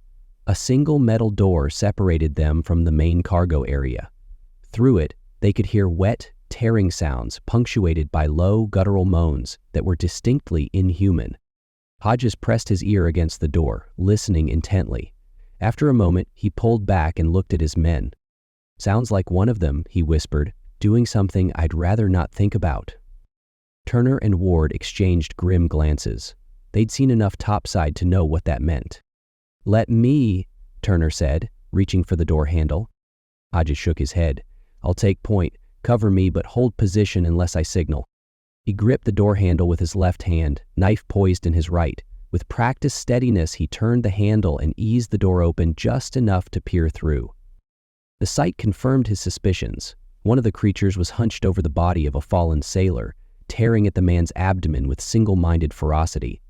The creature's back was to the door, giving Hodges a perfect opportunity.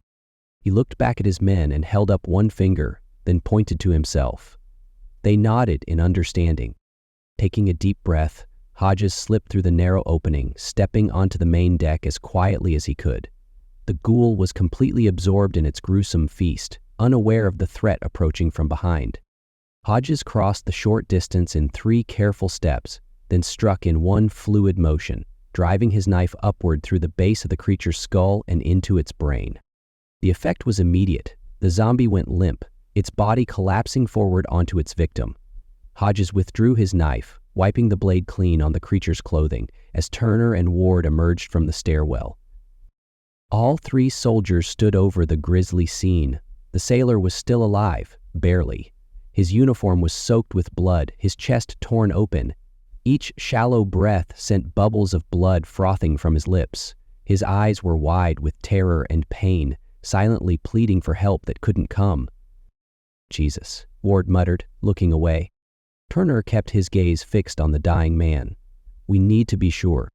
Hodges nodded, understanding. They needed confirmation that their theory about transmission was correct, that bites from the ghouls spread the virus. "Nothing we can do for him now," Hodges said, his voice steady despite the churning in his gut. "We wait." The sailor's breathing grew more labored, his eyes gradually losing focus. With a final, wet gurgle, he went still. Seconds ticked by. Ward shifted his weight nervously from one foot to the other. The sailor's body jerked violently. His eyes snapped open again, but they were different now, vacant, with no trace of humanity left. The newly turned creature thrashed weakly, pinned beneath the weight of the first corpse. "That answers that question," Hodges said grimly. Without hesitation, he drove his knife into the sailor's forehead. The body went still once more. "Let's move," he ordered, wiping his blade again. "Stay tight, stay quiet." The trio moved carefully through the labyrinth of shipping containers and stacked cargo. The hold was massive, filled with shadows that seemed to shift and move with each flicker of the emergency lights. They advanced cautiously, pausing at each intersection to listen for movement. "The crew quarters should be just up ahead," Turner whispered as they crouched behind a stack of crates. Hodges nodded. If anyone's still alive, that's where they'd hole up. "If," Ward repeated, the doubt evident in his voice. They continued forward, navigating through narrow corridors formed by towering containers. Twice they had to change course to avoid the sounds of movement ahead. The noises echoed deceptively through the metal corridors, making it difficult to pinpoint their exact source. After what seemed like an eternity of slow progress, Turner pointed ahead. There. The crew quarters came into view, a long compartment built against the hull, stretching about 40 yards. At least a dozen creatures clustered around the entrance, clawing mindlessly at the sealed door. Some pounded their fists against the metal, while others simply pressed their bodies against it, as if trying to force their way through by sheer mass. "Someone's in there," Ward said, his voice tight with tension. "Has to be." The three soldiers huddled behind a stack of crates, 20 yards from the nearest zombie. "What's the play, Captain?" Turner asked. Hodges paused, studying the layout of the cargo hold. The containers were arranged in long rows, creating multiple parallel aisles leading toward the crew quarters. "I have a plan," he said at last. "I'll move over a few rows, create a diversion, draw them away from the door." "Then what?" Ward asked. "Once they're clear, you two make a run for it. Get to that door, get inside." "And you?" Turner's voice was tight with concern. "I'll outrun them, circle back, you cover me when I get there." Turner and Ward exchanged glances. "That's a hell of a run," Turner said flatly. "You have a better idea, Sergeant?"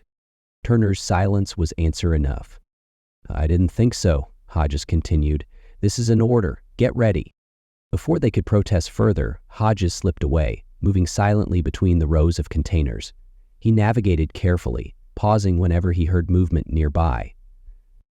As he rounded a corner, he nearly walked directly into a lone zombie stumbling between containers. With lightning reflexes, he grabbed it from behind, driving his knife into its skull in a single, fluid motion. The creature went limp in his arms, and he lowered it to the ground as quietly as possible. Finally, Hodges reached his position, approximately 50 yards from the crew quarters along a parallel aisle. He could see the creatures still clustered around the door, and beyond them the barely visible forms of Turner and Ward waiting for his signal. Hodges took a deep breath, drew his handgun, and fired. The shot echoed through the cargo hold like a thunderclap, impossibly loud after the long stretch of careful silence. One of the zombies dropped, a dark hole where its eye had been. The others turned as one, their vacant eyes searching for the source of the noise. Hodges fired again, and again. Each shot found a target, though only one more fell. Headshots were difficult at this distance, especially in the dim light. But it didn't matter. The noise was doing its job. The ghouls began to move, shuffling at first, then breaking into an unnatural run as they spotted him. Some moved with the jerky gait of damaged joints, while others sprinted with terrifying speed. Hodges held his ground, firing 2 more shots to make sure they were committed to the chase. Through the gaps between the approaching bodies, he could see Turner and Ward making their move toward the now unguarded door. When the first of the creatures was barely 15 yards away, Hodges turned and ran. His boots pounded on the metal floor as he sprinted back through the aisle he'd arrived through. Behind him, he could hear the creatures pursuing, dozens of feet slapping against the deck, wet snarls and moans closing in. Hodges pushed himself harder, his lungs burning with the effort. These weren't the slow, shambling creatures from old horror films. These were fast, driven by some terrible hunger that pushed their decaying muscles beyond normal limits. He risked a glance over his shoulder and immediately regretted it. The ghouls were gaining on him, their dead eyes fixed on him with terrible hunger. Their mouths hung open, black with old blood, teeth bared like animals. Hodges faced forward again, focusing on the path ahead. As he rounded the corner that would take him back toward the crew quarters, his foot slipped in something wet. Blood, most likely. He went down hard, his knee slamming into the metal floor. Pain shot up his leg, but adrenaline pushed it aside as he scrambled back to his feet. That brief delay had cost him. The zombies were closer now, close enough that he could smell the blood coming off them. Ahead, he could see the door to the crew quarters standing open. Ward was in the doorway, waving frantically. 20 yards. He could make it. Hodges pumped his legs harder, ignoring the pain in his knee. 15 yards. 10. The creatures were right behind him now, their outstretched hands grasping at the air inches from his back. 5 yards from the door, Hodges felt fingers catch the fabric of his sleeve. He tried to pull away, but the grip was too strong. One of the zombie had him, its blood-soaked hand clamped around his forearm like a vice. Hodges's momentum carried him through the doorway, but the creature came with him, its teeth already sinking into his flesh. He felt a searing pain as the creature tore a chunk from his arm, blood spraying across the wall. "Close it," he yelled to Ward, who was struggling to push the door shut against the press of bodies. The ghoul wouldn't let go of Hodges' arm, its body wedged in the doorway. With no other choice, Hodges and Ward pulled the creature inside, allowing the door to close behind it. Hodges stumbled backward, off balance from the pain and loss of blood. The zombie fell on top of him, its weight driving him to the floor. Before he could react, it lunged for his throat. Hodges twisted, and the creature's teeth sank into his shoulder instead, tearing through fabric and flesh. Turner rushed forward, driving his knife into the infected skull. It went limp instantly, collapsing on top of Hodges in a heap of dead weight. Ward fired several shots through the small window in the door, clearing enough space to slam the metal bolt home. The door shuddered as bodies slammed against it from the other side, but it held. For a moment, no one moved. The room was silent except for the pounding on the door and their ragged breathing. Then, slowly, all eyes turned to Hodges. He lay on his back, the corpse sprawled across his legs. Blood soaked his sleeve and shoulder, already spreading across the floor beneath him. His face was pale, but his eyes were clear and focused. Turner knelt beside him. "Captain?" Hodges pushed the dead creature off his legs and sat up, wincing at the movement. "It's done," he said, his voice steady despite the pain. "We all know what this means." Ward leaned against the wall, his face a mask of shock. "But sir, maybe—" "There's no maybe, Corporal," Hodges interrupted. He looked at the bite wounds on his arm and shoulder, then at his men. Despite everything, his voice carried the same authority it always had, the voice that had led them through countless missions, the voice they'd learned to trust without question. "Suck it up, both of you," he ordered, climbing to his feet despite the pain. "We've got work to do if any of you want to live to see another day." Chapter 9. The pounding on the door continued relentlessly as Turner and Ward exchanged worried glances. Hodges was still on his feet, but blood continued to seep through his uniform where the zombie had torn into his arm and shoulder. "We need to secure this area," Hodges said, his voice strained but commanding. "Ward, check the bunks. Turner, take the head and galley. I want to know if we're alone in here." The men nodded, raising their weapons and moving cautiously deeper into the crew quarters. The long, narrow compartment was divided into several sections, sleeping areas with bunks stacked 3 high. storage lockers, a small galley, and bathroom facilities. The minimal lighting cast everything in an eerie blue glow, creating pockets of shadow in every corner.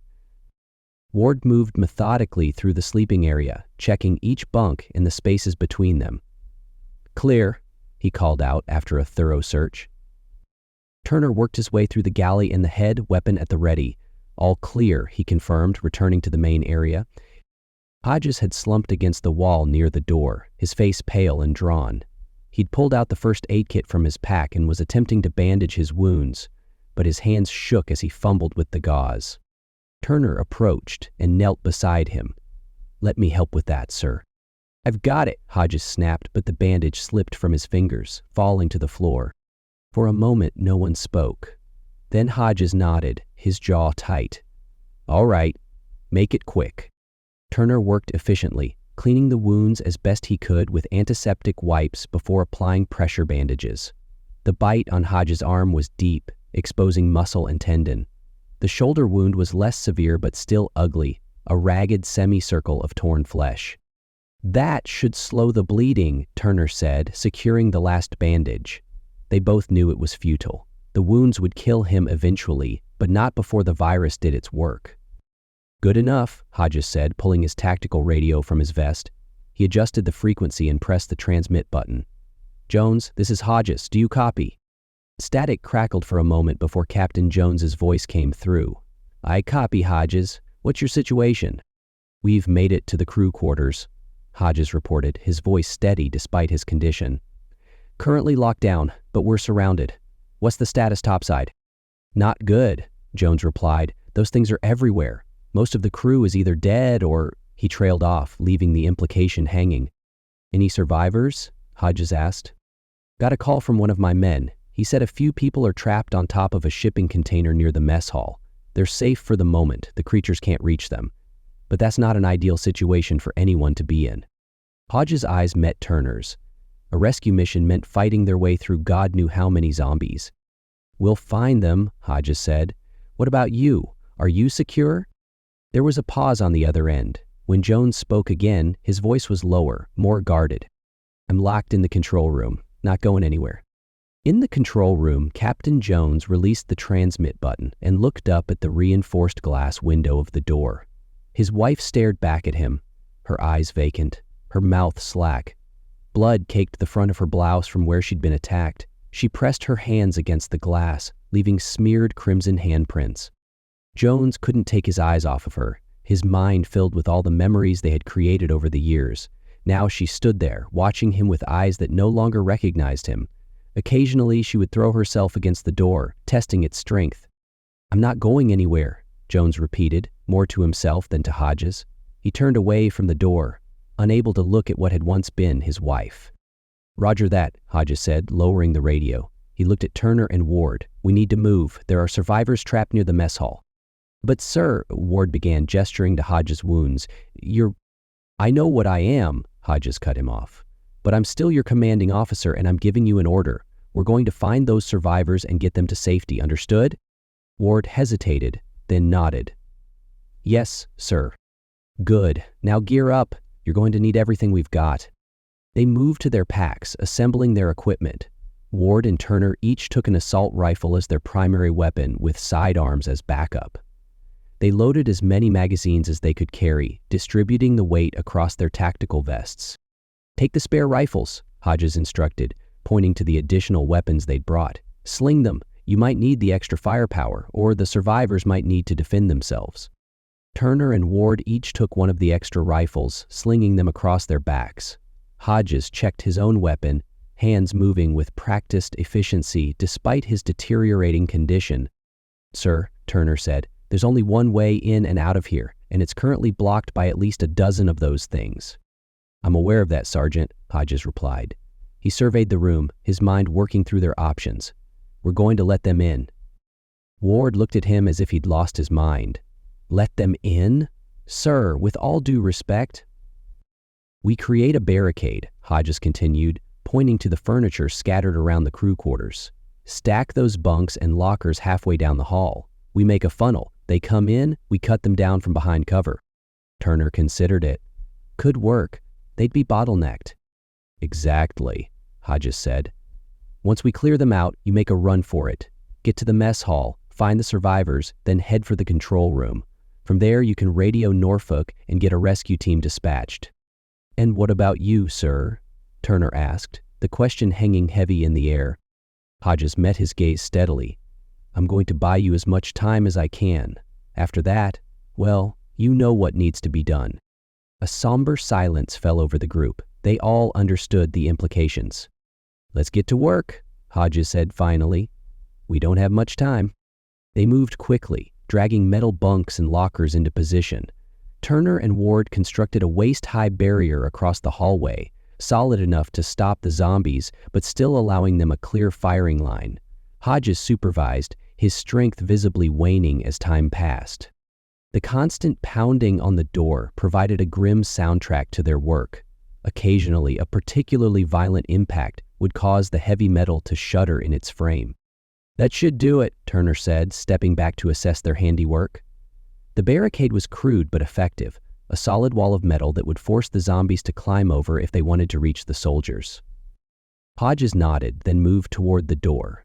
Turner stepped forward, placing a hand on his shoulder. Sir, let me do it, he said. You're in no condition.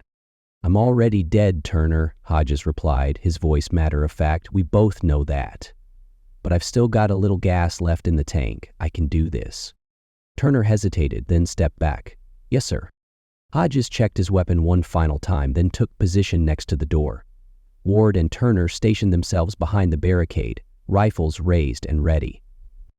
On my mark, Hodges called out. His hand hovered over the door handle for a moment. He took a deep breath, steeling himself. 3, 2, 1, mark. In one fluid motion, Hodges unlocked the door and yanked it open. The force of the zombies pressing against it sent the door flying inward, and they immediately began pouring into the hallway. Hodges turned and ran, his injuries slowing him down. The zombies were close behind, their vacant eyes fixed on him, arms outstretched. He covered the distance to the barricade in seconds, diving headfirst over it and rolling to the floor on the other side. Now, he shouted, staying low. Turner and Ward opened fire. The narrow hallway became a kill zone, rounds tearing through the zombies as they bottlenecked at the entrance. The first wave fell almost immediately, their bodies piling up in the doorway. More pushed in behind them, climbing over their fallen comrades only to be cut down in turn. The noise was deafening in the confined space. The staccato bursts of rifle fire, the inhuman shrieks of the zombies, the wet impact of bullets finding their marks. Brass casings rained down around the soldiers as they fired, reloaded, and fired again. And then, abruptly, it was over. The last zombie fell, and no more appeared in the doorway. The sudden silence was almost as disorienting as the noise had been. Clear, Turner called out, scanning the hallway. Clear, Ward echoed, ejecting his empty magazine and loading a fresh one. Hodges pulled himself to his feet, using the barricade for support. His bandages were soaked through with blood, and his skin had taken on a grayish pallor. But his eyes were still sharp, still focused. Move out, he ordered, fast and quiet, head straight for the mess hall. Turner and Ward vaulted over the barricade, stepping carefully over the pile of corpses blocking the doorway. Hodges followed more slowly, his movement stiff and labored. As they emerged into the cargo hold, they paused, scanning for threats.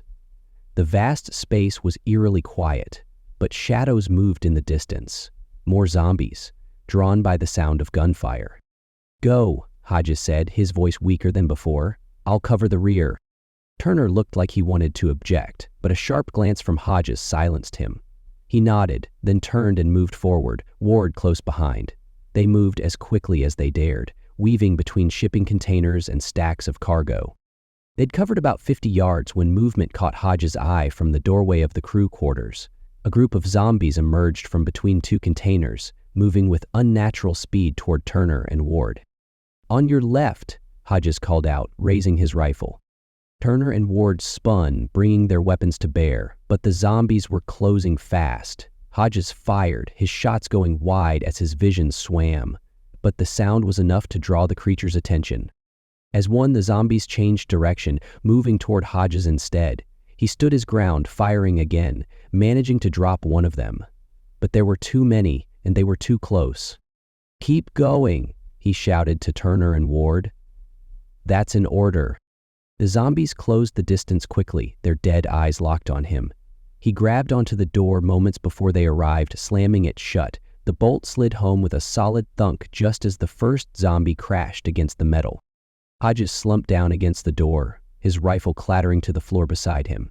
Pain radiated from his wounds, and his entire body felt like it was on fire. But he'd done it. He'd bought his men time. "Go get 'em, boys," he murmured to the empty room, his voice barely audible over the pounding on the door. Chapter 10. Turner and Ward paused behind a stack of cargo pallets, listening to the sounds of the ship around them.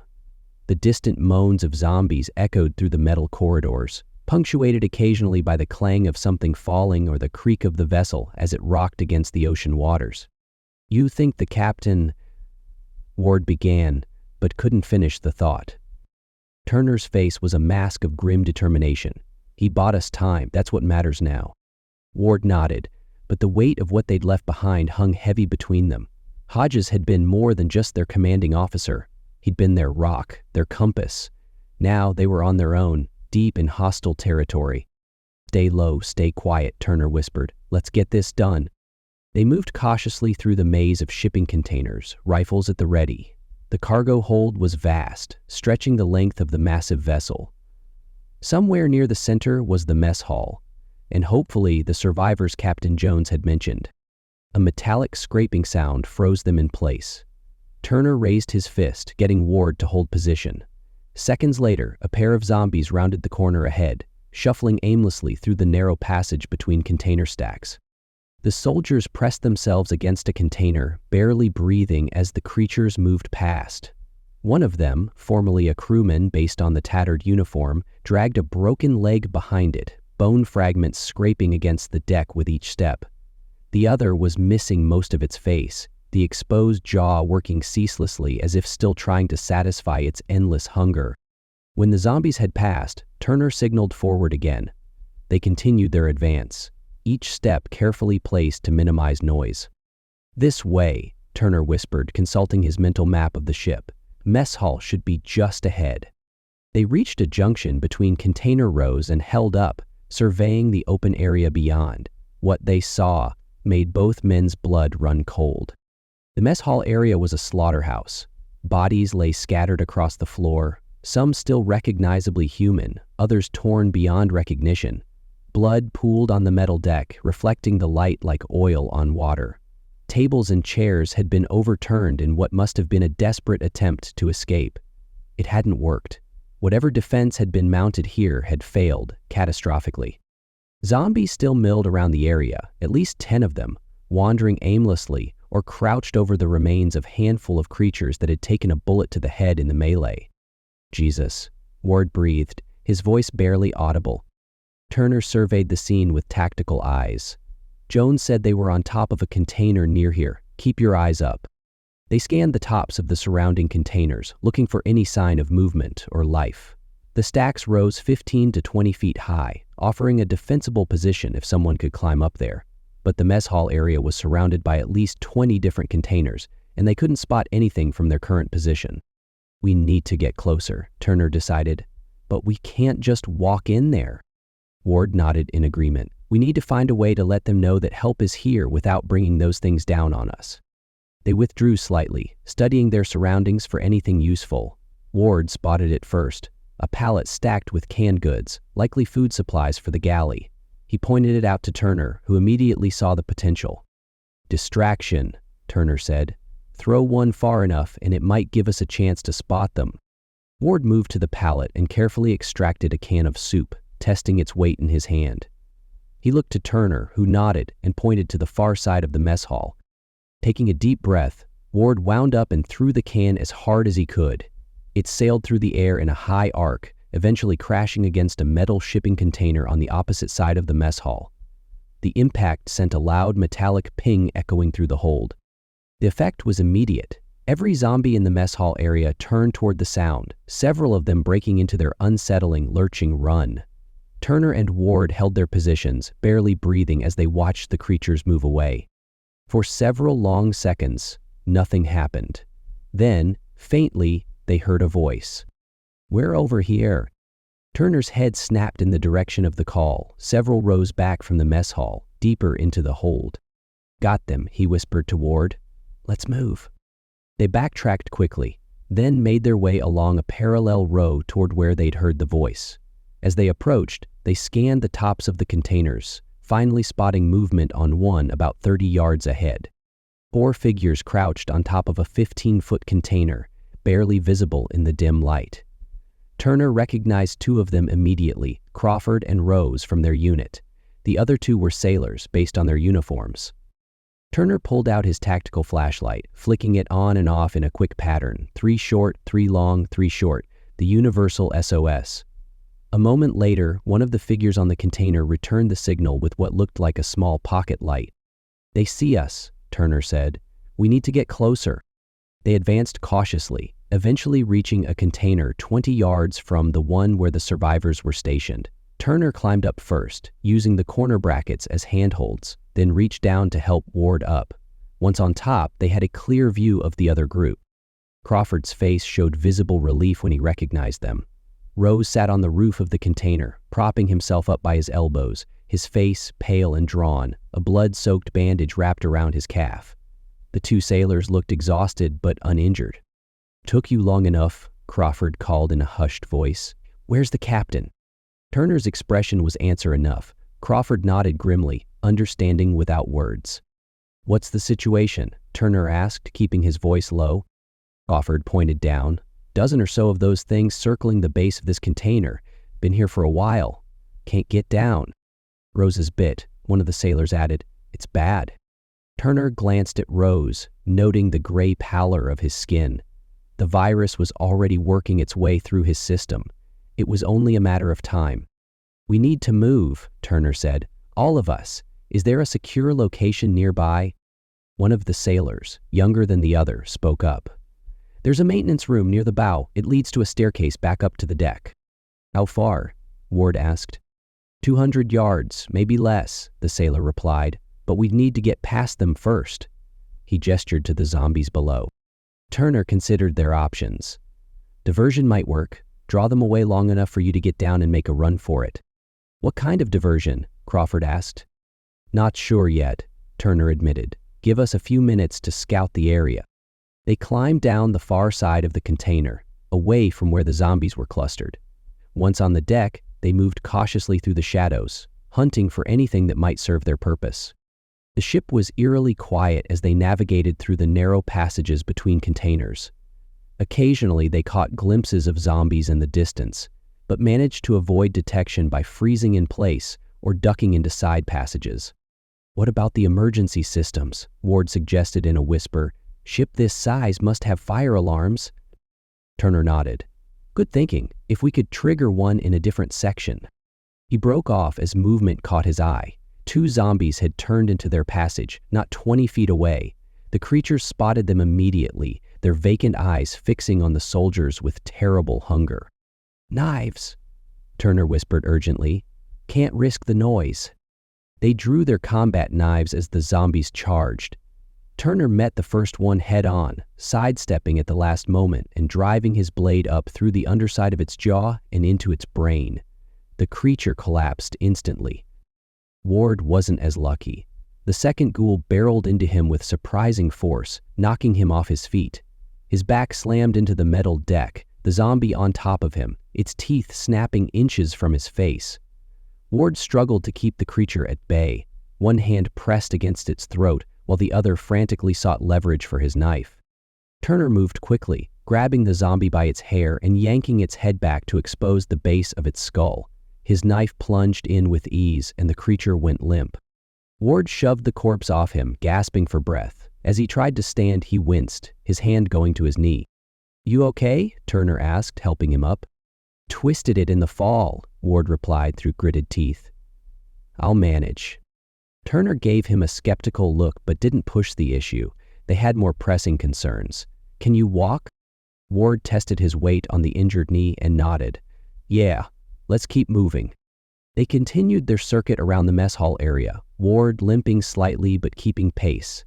As they approached from a different angle, they could see the container where the survivors were perched and the zombies circling beneath it like sharks. "There," Turner whispered, pointing to a section of the mess hall they hadn't been able to see before. "Cooking station." Ward followed his gaze. A row of camping stoves was set up along one wall, with large pots still sitting on them.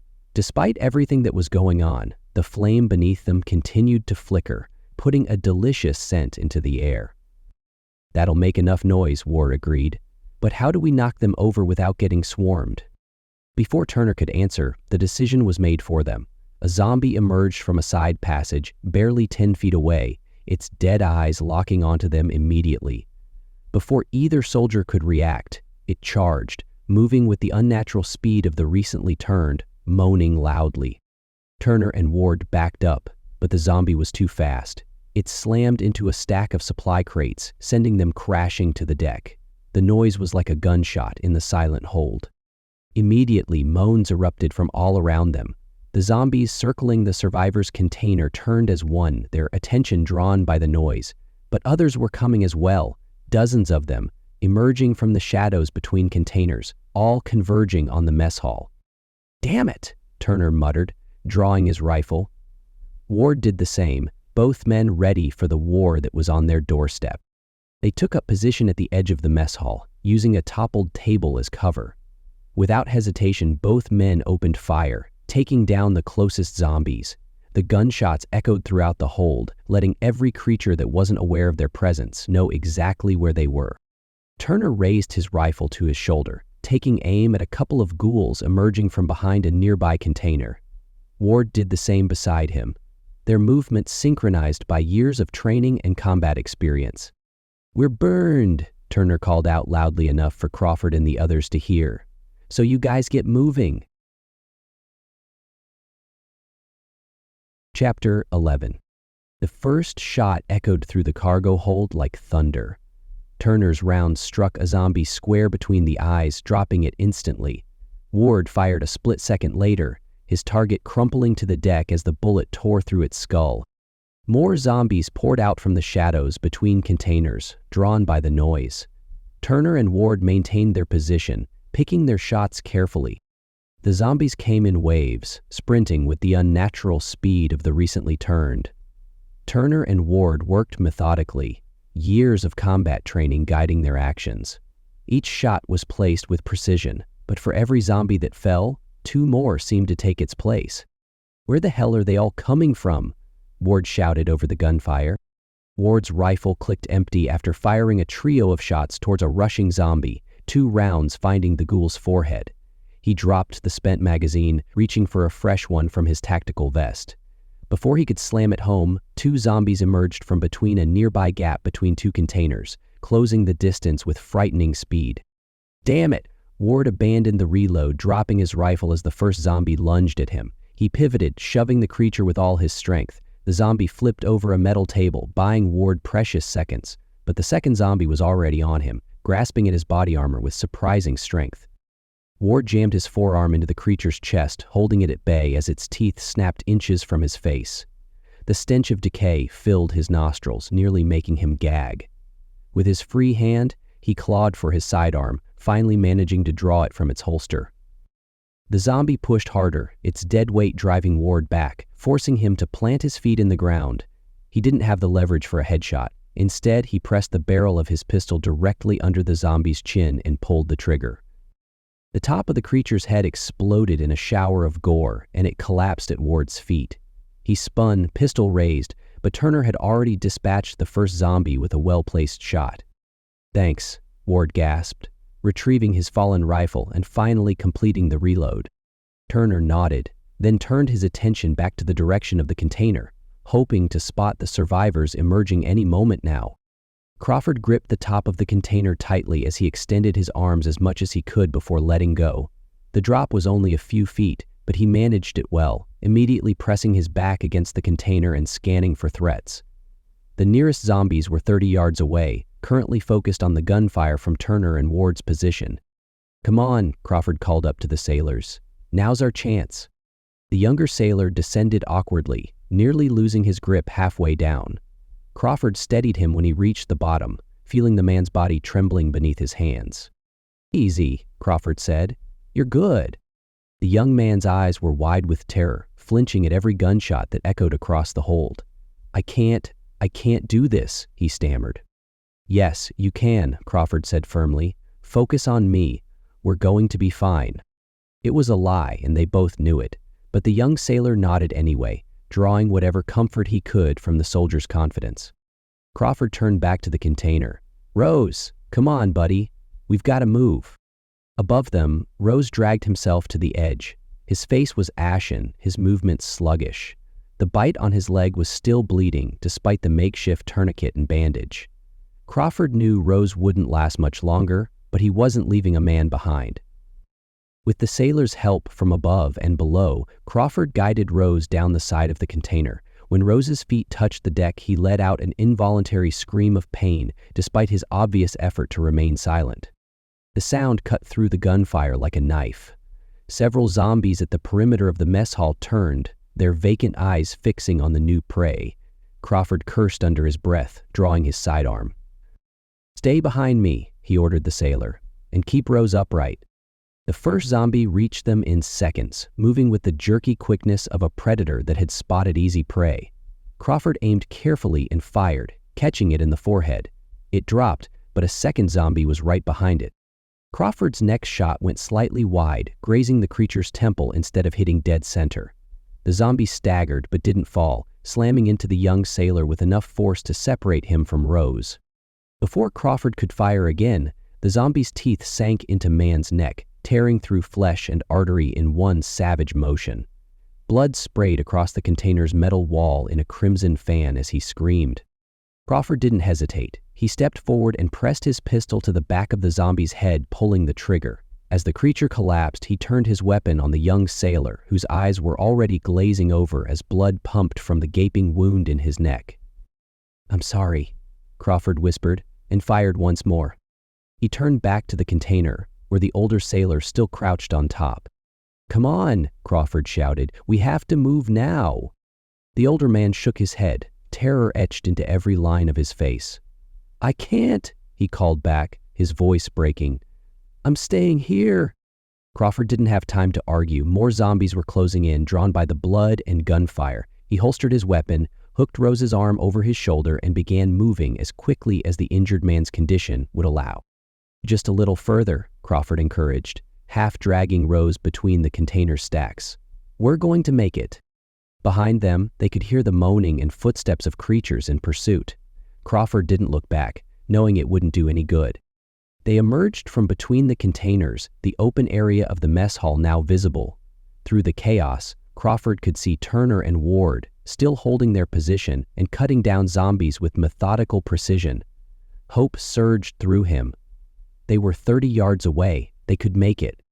"Ward, Turner," he shouted, his voice barely audible over the gunfire.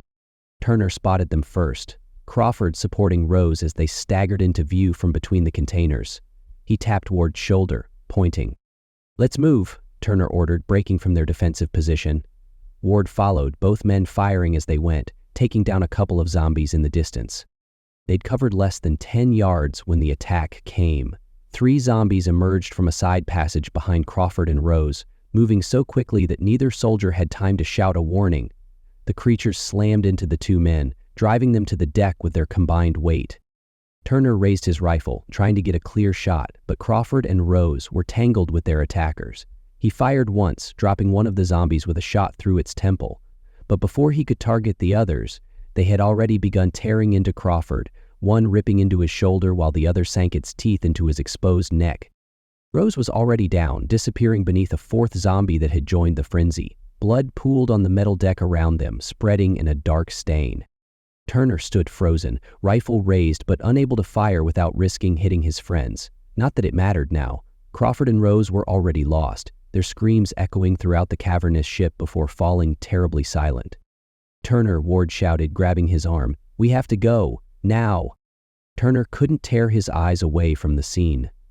They had been through thick and thin together over in the sandbox, and now they were just gone. "Turner," Ward's voice was more insistent, his grip tightening. "There's nothing we can do for them. We need to move." Reality crashed back in as Turner spotted more zombies converging on their position, drawn by the fresh kills. He nodded once, lowering his rifle.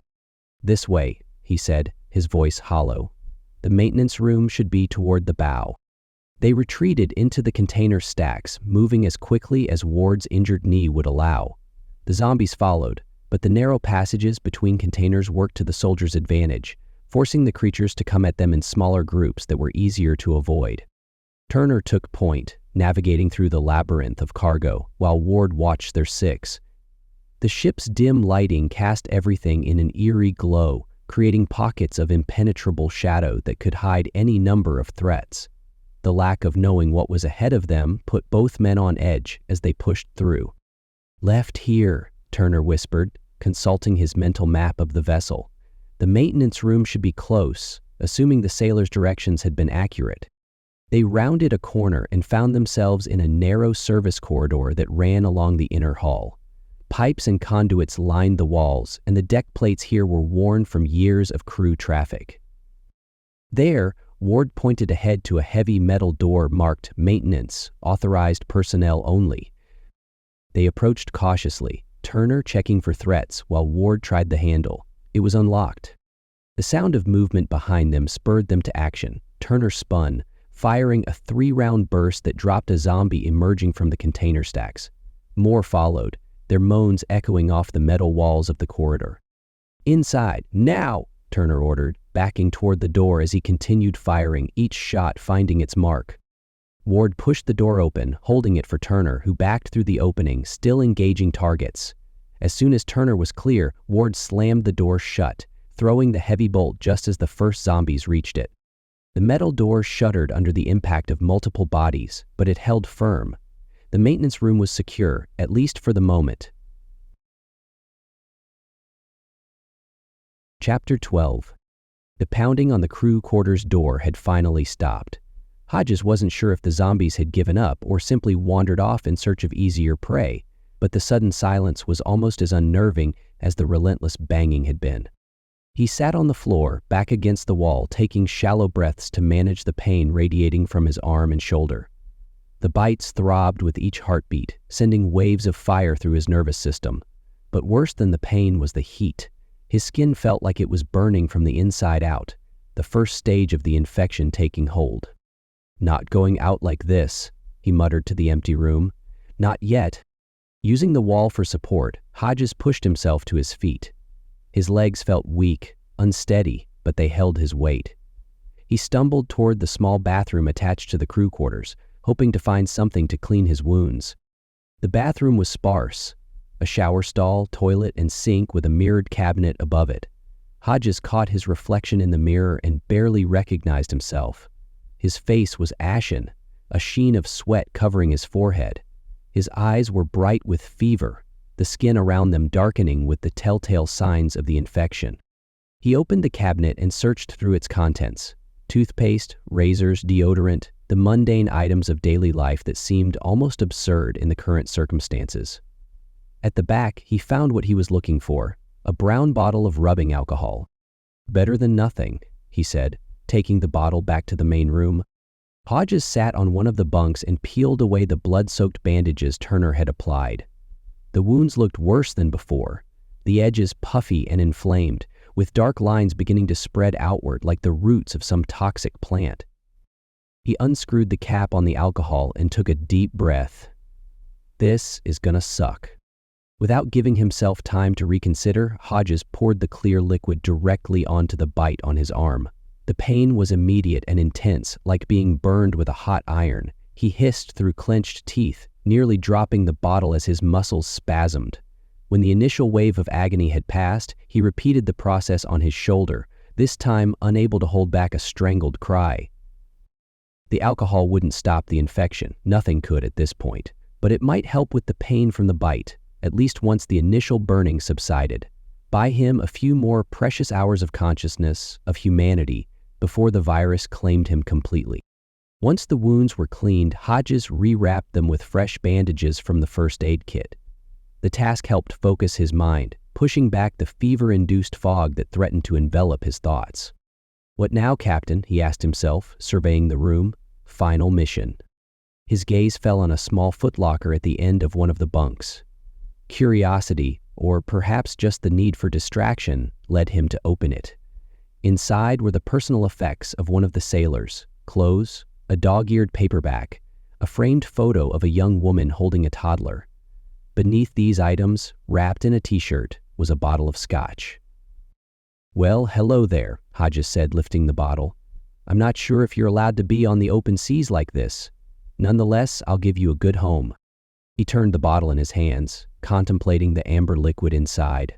Alcohol wouldn't help his condition, might even speed things up, but at this point, what did it matter? He found a relatively clean glass on a nearby shelf and poured himself 2 fingers before thinking it over and pouring an additional 2 fingers. The scotch burned pleasantly going down, warming his chest and dulling the edges of his pain. Hodges closed his eyes, savoring the moment of respite. He was about to take another sip when the radio on his belt crackled to life. "Hodges, you still there?" Captain Jones' voice was strained, barely recognizable through the static. Hodges fumbled for the radio, nearly dropping it before managing to press the transmit button. "I'm here, Jones. Still kicking, for now." There was a long pause before Jones responded. "Yeah, me too. For now." Something in the captain's tone made Hodges sit up straighter. "Everything secure in the control room?" "Secure, yeah." Jones's voice was flat, devoid of emotion. "Ship's locked down. Not that it matters much now." Hodges took another sip of scotch, wincing as a fresh wave of pain radiated from his shoulder. "Don't talk like that. Sounds like you could use a drink. Found some scotch in one of your sailors' lockers. Good stuff." A ghost of a laugh came through the radio. "Has to be McCormick. Always had expensive taste." The laugh faded quickly. "So where are you and your men at now? Were you able to rescue the others?" "I'm hopeful that Turner and Ward were able to get to them. I'm still stuck in the crew quarters. There's just something about being stuck with no hope of escape. It really just humbles you, you know?" Hodges couldn't argue with that. True enough, but things could always be worse. "How's that?" "Well, you could be bitten like me," Hodges said, trying to inject some lightness into his voice. "At least you're still human." The attempt at gallows humor fell flat. Jones was silent for so long that Hodges thought he might have left the radio. "Jones, you're still there?" "She's here," Jones finally said, his voice barely above a whisper. "My wife. She's outside the control room door." A chill ran down Hodges' spine that had nothing to do with his fever. "Your wife? How'd she get on board?" "I asked Carlos to smuggle her and Missy aboard," Jones replied. "It's my fault. All of it. I didn't listen to you, and now everyone's dead." "It's okay, Jones," Hodges said, but the words sounded hollow even to his own ears. "Where's your daughter?" A long, shuddering breath came through the radio. "I don't know. She never left her mother's side, but with what they've become, she could be anywhere on the ship." Hodges closed his eyes, the weight of the captain's loss hitting him like a physical blow. "I'm sorry, Jones." "She was reading on the quad," Jones said suddenly, changing course. "That's how we met. Spring semester of my sophomore year at college. She was sitting under this big maple tree, completely absorbed in some Russian novel I couldn't pronounce. I walked past her every day for a week before I worked up the courage to talk to her." Hodges leaned back against the wall, recognizing that Jones needed to talk, to remember. "What'd you say to her?" A soft chuckle came through the radio. "Something incredibly stupid. I asked her if the book was any good, even though I could see she was halfway through it. She looked up at me with these amazing green eyes and said, 'I wouldn't have made it this far if it wasn't, would I?'" "Sounds like she had your number from the start," Hodges commented, pouring himself another scotch. "Oh, she did," Jones agreed. "Smart as a whip, and she didn't take any crap from anyone, especially not some stammering maritime engineering student with a bad haircut." "So how'd you convince her to go out with you?" "I didn't," Jones said. "She asked me. Said she'd been watching me watch her for days, and she was tired of waiting for me to make a move." The memory seemed to lighten his voice momentarily. "We went to this little Italian place off campus. I was so nervous I spilled red wine all over the tablecloth. Thought I'd blown it for sure." "But you didn't," Hodges prompted. "No." She said it was the most honest first date she'd ever had. No pretense, no trying to be cool, just two people getting to know each other. Jones paused, and Hodges could hear him shifting in his seat. We were inseparable after that. Through graduation, through my first assignments at sea, through all of it. She waited for me every time I shipped out, and was always there when I came home. Sounds like quite a woman, Hodges said softly. She is, Jones's voice caught. 26 years together. Built a life, a family. She even started coming on some of the shorter runs with me once Missy started school. Said she wanted to understand my world better. He gave a bitter laugh. And this is how I repay her, by turning her into one of those things. Hodges sat up straighter, suddenly alert. Jones, listen to me. Is your wife outside the control room right now? She's beautiful, you know, Jones continued as if he hadn't heard. Even now, in her current state. I've never seen anyone so beautiful. Jones, Hodges said more forcefully, stay in the control room. That's not your wife anymore. You understand me? That's not her. She's looking at me, Jones said dreamily. I think she knows it's me in here. I think some part of her is still in there, waiting for me. Hodges could hear movement through the radio, the scrape of a chair being pushed back, footsteps crossing a floor. Jones!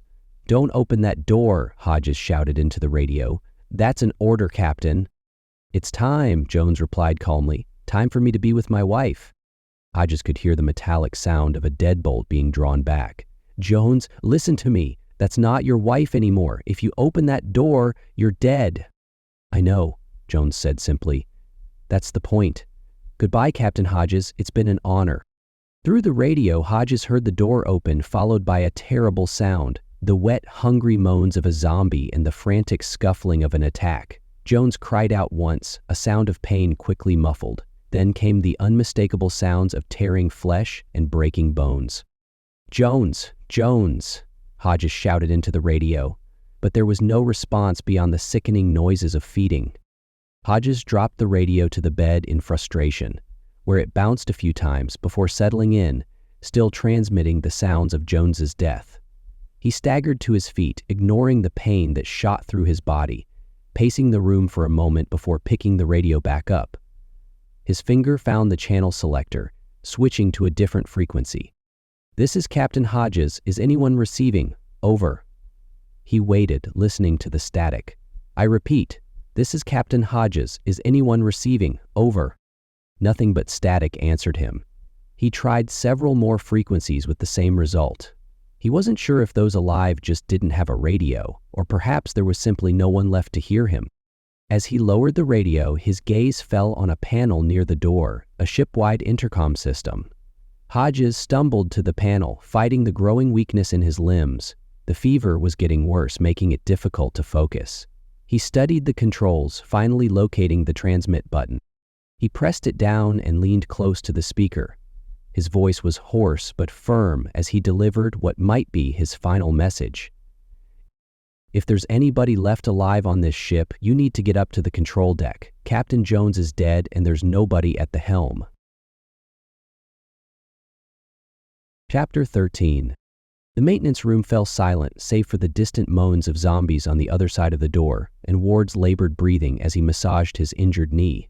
Turner had found a small first aid kit mounted on the wall and was now wrapping an elastic bandage around Ward's leg to stabilize the joint. How bad? Turner asked, cinching the bandage tight. Ward winced but shook his head. I'll manage, not like I have a choice. Turner nodded, securing the end of the bandage. The two men sat in silence for a moment, each lost in his own thoughts. The image of Crawford and Rose being torn apart was still fresh in their minds, too raw to process. I should have seen them coming, Ward said finally, breaking the silence. Those things that got Crawford and Rose, I had my eyes on them, should have spotted them. Turner leaned back against a tool cabinet. Don't do that, nothing you could have done. Could have fired earlier, could have warned them. Enough, Turner cut him off, his voice sharp. We did what we could with what we had. Now we need to focus on staying alive. That's what they'd want us to do. Ward fell silent, recognizing the truth in Turner's words. After a moment, he nodded. You're right. So what's the play? Turner pushed himself to his feet, scanning the maintenance room. We need to get to the control room and let Norfolk know what's happening. With any luck, Captain Jones would have done that already. Yeah, but with the way some of those dispatchers are, if you're not military, they aren't listening to you, Turner replied. Ward nodded in agreement as he extended his arm to be helped up. Turner grabbed on, pulling him back to his feet, giving his partner a second to test his leg before letting go. Once stable, the two of them looked around at their current surroundings. The room was well equipped, with tools organized neatly on pegboards and spare parts stacked on metal shelving. At the far end, opposite from where they'd entered, was another door, this one heavier, with a circular wheel lock. "What's through there?" Ward asked, standing with only a slight grimace of pain. Turner approached the door, examining the placard beside it. "Engine room, looks like. Might be a way around to some way to get up top." Ward joined him, testing the wheel lock. It turned smoothly, and the door opened with a soft hiss of hydraulic seals. Beyond was the cavernous expanse of the ship's engine room, a cathedral of machinery, with massive turbines rising like steel monoliths from the floor to the ceiling. The constant drone of auxiliary generators filled the air, a low-frequency hum that vibrated through their boots. "Close it behind us," Turner instructed as they stepped through. "Don't want any surprises at our backs." Ward secured the door while Turner scanned their new surroundings. The engine room was dimly lit by a smattering of lights, creating pools of shadow between the hulking machinery. "Over there," Turner said, pointing to a wall near what appeared to be a control station. "Looks like a ship schematic." They moved cautiously across the engine room floor, alert for any movement. The map mounted on the wall was a detailed layout of the ship's lower decks, with their current position clearly marked. "Here we are," Turner said, tracing their location with his finger. "And there's a door on the far side that leads to a service walkway. Follows the hull around to a ladder well that goes up to the main deck. From there, we should be able to reach the control room." Ward nodded, but his attention had shifted to something on the floor. "Sarge." Turner followed his gaze to a dark pool of liquid near their feet. Blood. Fresh enough that it hadn't fully congealed. "Someone came through here recently," Turner said, crouching to examine it more closely, "and they were bleeding badly." Ward drew his combat knife, scanning the shadows around them. "Could be more survivors." "Or could be more of those things," Turner countered, drawing his own knife. "Let's keep it quiet. No firearms unless absolutely necessary." The two soldiers moved forward quietly, using the massive turbines as cover. The engine room was larger than it had initially appeared, with multiple levels connected by metal staircases and catwalks. Every shadow could hide a threat. As they rounded the second turbine, Turner raised his fist again, signaling Ward to stop. Ward froze instantly, his eyes tracking Turner's line of sight. A lone zombie staggered between two control panels 20 feet ahead, its movements erratic but purposeful, as if searching for something. In the dim light, they could see it was wearing the overalls of an engineer, one sleeve torn away to reveal a savage bite mark on its upper arm. Turner motioned for Ward to stay low while he crept forward, knife at the ready. The zombie turned away from them, presenting its back, a perfect opportunity to strike. In 3 swift steps, Turner closed the distance and drove his knife up through the base of the creature's skull. It collapsed without a sound, and Turner lowered it to the floor to avoid any noise. He was about to signal Ward forward when the ship's speaker system suddenly blared to life, making both men jump. "If there's anybody left alive on this ship, you need to get up to the control deck. Captain Jones is dead, and there's nobody at the helm." Hodges' voice echoed through the engine room, amplified by the metal walls and machinery. Turner and Ward exchanged shocked glances, but before either could react, the damage was done. The sudden noise had stirred the engine room's other occupants. From the shadows between machinery, figures began to emerge, some stumbling, others moving with frightening speed, and one of the speakers was mounted directly above their position, making them the epicenter of the disturbance. "Multiple targets," Ward hissed, drawing his sidearm as the nearest zombie spotted them and charged. Turner abandoned stealth, drawing his own handgun and firing at the approaching creature. His first 2 shots hit it in the chest, staggering it but not stopping it. "Move, head for the exit," Turner ordered, firing again. Ward was already in motion, limping toward the far door they'd identified on the map.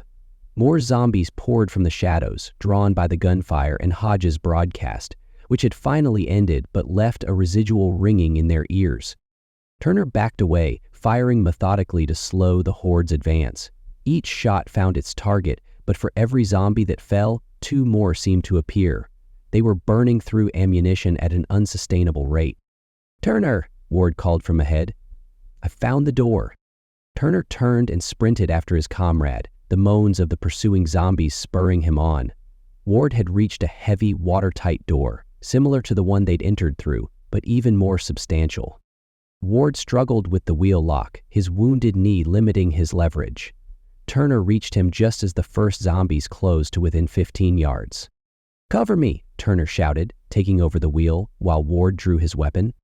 Ward braced his injured leg and took careful aim, dropping the lead zombie with a clean headshot. He fired again and again, each round finding its mark with the precision of a trained marksman. But there were too many, and they were closing fast. "Almost got it," Turner grunted, putting his full strength into turning the wheel. The door's seals broke with a hiss of escaping air, and it swung open. "Go! Go!" Ward backed through the opening, still firing. Turner followed, pulling the door shut behind them just as the first zombies reached it. The wheel spun as he locked it from their side, the solid thunk of metal engaging, giving them a momentary sense of security. They found themselves in a narrow walkway that ran along the innermost hull of the ship. It was barely wide enough for one person, with pipes and electrical conduits running along the ceiling. "What the hell is this place?" Ward asked, reloading his handgun. Turner shook his head. "Some kind of service passage, I think, for maintenance access." They began moving along the walkway, the sound of zombies pounding on the door behind them fading with distance. "You think that was really Hodges on the speaker?" Ward asked after they'd covered about 50 yards. "Sounded like him," Turner replied. "Said Captain Jones is dead. That's not good." "You know how to pilot a ship this size?" Ward asked, only half joking. Turner snorted. "Not a clue. You?" "Hell no. Biggest thing I've ever driven was a SUV and I scraped the hell out of that." Their banter was an attempt at normalcy, a brief respite from the nightmare they were living through. But reality was never far away. As they approached the end of the service walkway, they found another door, this one a standard hatch rather than a watertight seal. Turner checked it cautiously. "Looks like it leads to some kind of storage area. I'm not sure where it leads, but I don't see another route. Are you ready?" Ward checked his weapon, as I'll ever be. Turner opened the hatch slowly, revealing a darkened space beyond. From the brief glimpse they got, it appeared to be a secondary storage area, smaller than the main cargo hold, but still substantial. Metal shelving units created a maze of narrow aisles, stacked with crates and supplies. As the door opened wider, they heard the unmistakable shuffling and moaning that had become the soundtrack to their nightmare. They stepped into the storage area, closing the hatch behind them. The darkness was nearly complete, broken only by thin strips of lighting above. The shuffling sounds were closer now, but impossible to pinpoint in the maze-like arrangement of shelves. "Can't see a damn thing," Ward muttered, reaching for the flashlight on his tactical vest. "Wait," Turner began, but it was too late. Ward's flashlight beam cut through the darkness, illuminating a trio of ghouls. The 3 zombies stood not 15 feet away, their dead eyes reflecting the light like animals caught in headlights. For a split second, nobody moved. Then the creatures charged, moving with haste across the room. Ward fired immediately, his first shot catching one zombie square in the forehead. His second round took down another, but the third was too fast, closing the distance before he could adjust his aim. The zombie slammed into Ward with the force of a linebacker, driving him backward into a shelving unit. Metal groaned as the structure partially collapsed, sending boxes cascading around them. Ward struggled to keep the creature's snapping teeth away from his face, but in the chaos, his guard slipped. The zombie's teeth found Ward's throat, tearing through flesh and artery in one savage bite. Blood sprayed across the creature's face as it pulled back for a second attack. Turner was there in an instant, yanking the zombie off his friend and throwing it to the ground. His pistol barked once, the round punching through the creature's temple. It went still, but the damage was done. "Ward?" Turner dropped to his knees beside his comrade, pressing his hands against the gushing wound in a futile attempt to stem the bleeding. "Stay with me, man! Stay with me!" Ward's eyes were wide with shock, his mouth working soundlessly as blood continued to pump between Turner's fingers. Both men knew the truth. The bite was fatal, and even if it hadn't been, the blood loss alone would kill him in minutes. Damn it, damn it! Turner paced in a tight circle, his boots slipping in the spreading pool of Ward's blood. The helplessness was worse than the fear, watching his friend die and being unable to do anything about it. But there was one thing he could do, one final act of mercy. Turner raised his pistol, pointing it at Ward's head. His hand shook slightly, something that never happened in combat. "You want me to end it?" he asked, his voice barely audible. Ward's eyes focused on him through the pain. Slowly, with obvious effort, he raised his right hand in a half-hearted thumbs up. Turner nodded, swallowing hard. "Goodbye, brother." With a single pull of the trigger, his friend was at peace. Chapter 14. The gunshot echoed through the storage area, fading into a silence so profound that Turner could hear the blood rushing in his ears. He stared down at Ward's body, at the face that had become as familiar as his own over countless missions and training exercises. Now it was just an empty shell, the person who had inhabited it gone forever. Turner holstered his weapon with mechanical precision, his movements automatic while his mind struggled to process what had just happened. In the span of a few hours, his entire unit had been decimated. Hodges, Crawford, Rose, and now Ward, all gone. He was the last one standing, the sole survivor of a mission that had gone catastrophically wrong from the moment they'd set foot on this ship. "What the hell do I do now?" he muttered to no one, his voice sounding foreign to his own ears. For a brief, dangerous moment, Turner considered sitting down next to Ward's body and simply waiting for the inevitable. Let the zombies come. Let them end this nightmare. It would be easier than continuing alone. The thought lasted only seconds before training and discipline reasserted themselves. He had a mission to complete. Hodges' final order had been clear. Get to the control room, contact Norfolk, call in a rescue. As long as Turner drew breath, that mission remained active. He took a deep breath, forcing his emotions down into a compartment he could deal with later, if there was a later. Right now, he needed to move. Turner approached Ward's body once more, kneeling beside it. "I'll see you on the other side, brother," he said softly, patting his friend on the chest. In his heart, he had more words to say, but he knew there would be time to grieve later. He checked his weapons. Sidearm still had half a magazine, knife secure in its sheath. His rifle was slung across his back, fully loaded but best saved for when stealth was no longer an option. He'd lost his pack during their mad dash through the ship, but his tactical vest still contained spare ammunition and a few essentials. Scanning the storage area, Turner spotted what he was looking for. A ladder mounted to the far wall, leading up to a hatch in the ceiling. According to the ship's schematic they'd seen in the engine room, that should lead directly to the main deck. Turner moved cautiously through the maze of shelving units, alert for any movement or sound that might indicate more zombies lurking in the shadows. The three they'd encountered appeared to have been the only ones, but he wasn't taking chances. The ladder was sturdy, industrial-grade steel bolted directly to the bulkhead. Turner began to climb, his muscles protesting after hours of intense exertion and stress. At the top was a standard deck hatch with a wheel lock. He turned it slowly, trying to minimize noise, then pushed it up just enough to peer outside. Daylight assaulted his eyes after hours in the ship's dim interior. He blinked rapidly, adjusting to the brightness as he surveyed what he could see of the deck. The hatch opened near the port side with a clear view across much of the main deck. What he saw made his stomach sink. Zombies wandered across the open spaces between cargo containers, at least a dozen visible from his limited vantage point.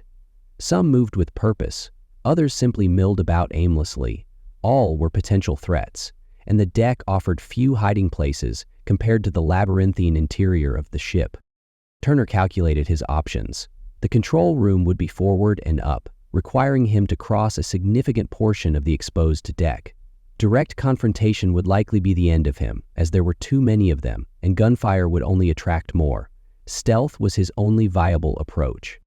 He spotted a row of shipping containers about 20 feet from his position. If he could reach those, they would provide cover for at least part of his journey forward. Turner took a deep breath, then pushed the hatch open fully. He climbed out with deliberate movements, careful not to make any sudden motions that might catch a zombie's eye. Once on deck, he eased the hatch closed to prevent it slamming shut, wincing at each metallic click as the mechanism engaged. The sun beat down from a cloudless sky, making Turner suddenly aware of how long they'd been on this hellish mission. It had been early morning when they'd first boarded the ship. Now it was early afternoon, the shadows short and offering little concealment. Turner crouched low, his handgun in his right hand and knife in his left as he made his way to the nearest container. The steel was hot to the touch, baked by hours of direct sunlight. He pressed his back against it, listening for any approaching threats. When he was confident his immediate area was clear, he peered around the corner toward the bow. 3 zombies wandered between the containers ahead, blocking his most direct path to the control room. They moved without purpose, but would certainly attack if they spotted him. Turner withdrew, considering his options. Taking on 3 at once with just his knife was too risky. His handgun would be more effective but would alert every zombie on deck to his location. He needed another approach. The outer railing caught his eye. If he couldn't go through, perhaps he could go around. Turner backtracked along the container, staying low and moving to the port side railing. The drop to the water was considerable, but that gave him an idea. He returned to the point where he could observe the 3 zombies, formulating a plan. The zombies were now roughly 20 yards away, still meandering between containers. Turner used his knife to gently tap against the metal container, creating a soft but distinct clink. He kept the touch light, only wanting it to be loud enough for the creatures he had within view to take notice. The effect was immediate. The nearest zombie's head snapped in his direction, its vacant eyes somehow focusing despite their lifelessness. It let out a guttural moan and charged, the other 2 quickly following suit. Turner held his ground until the lead zombie was almost upon him, then darted sideways. As the creature barreled past, Turner planted his palm in the center of its back and shoved with all his strength. The zombie's momentum carried it forward and over the railing without a sound beyond the splash far below. Turner immediately pressed himself against the container again as the other 2 zombies reached the spot where he'd been standing. They paused at the railing, seeming to search for their vanished prey.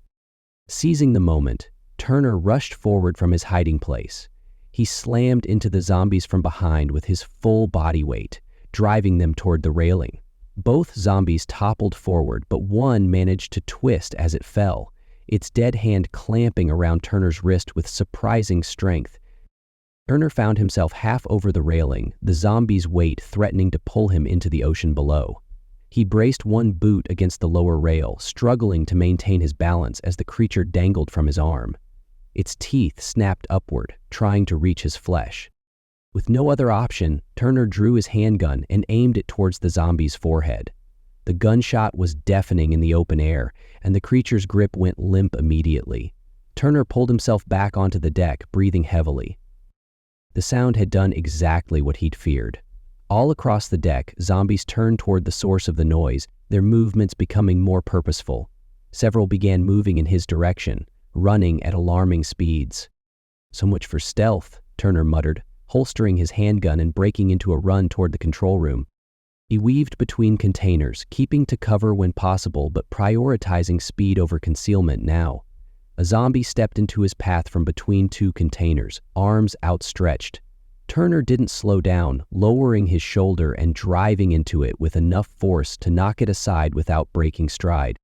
Another lunged at him from the right. Turner ducked under its grasping hands, shoving it hard against a container as he passed. The creature's head cracked against the steel, stunning it momentarily, but not putting it down. More zombies converged ahead, drawn by the commotion. Turner was forced to aim his handgun again, firing twice as he ran.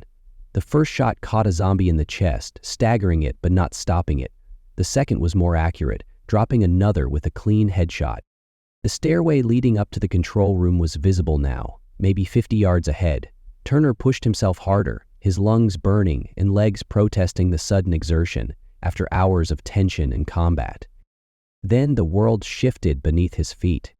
The entire ship shuddered violently, the deck tilting several degrees to starboard before leveling out again. The sudden movement was accompanied by a deep, grinding noise that seemed to come from the very bones of the vessel. "What the hell?" Turner gasped, struggling to maintain his footing as the deck continued to vibrate beneath him. Around him, zombies were less successful at staying upright. Several toppled over, their uncoordinated movements no match for the unstable surface. Some fell and immediately began trying to rise, while others lay motionless as if the disruption had confused their limited senses. Turner didn't question the unexpected advantage. He pushed forward, using the zombies' disorientation to slip past those still standing and leap over those that had fallen. The grinding noise continued, growing louder as he approached the bow. The ship shuddered again, more violently this time. Turner grabbed onto a railing to steady himself, his mind racing. They were miles from shore. There was nothing out here to run aground on. Something else was happening, something that couldn't be good. The stairway to the control room was just ahead now.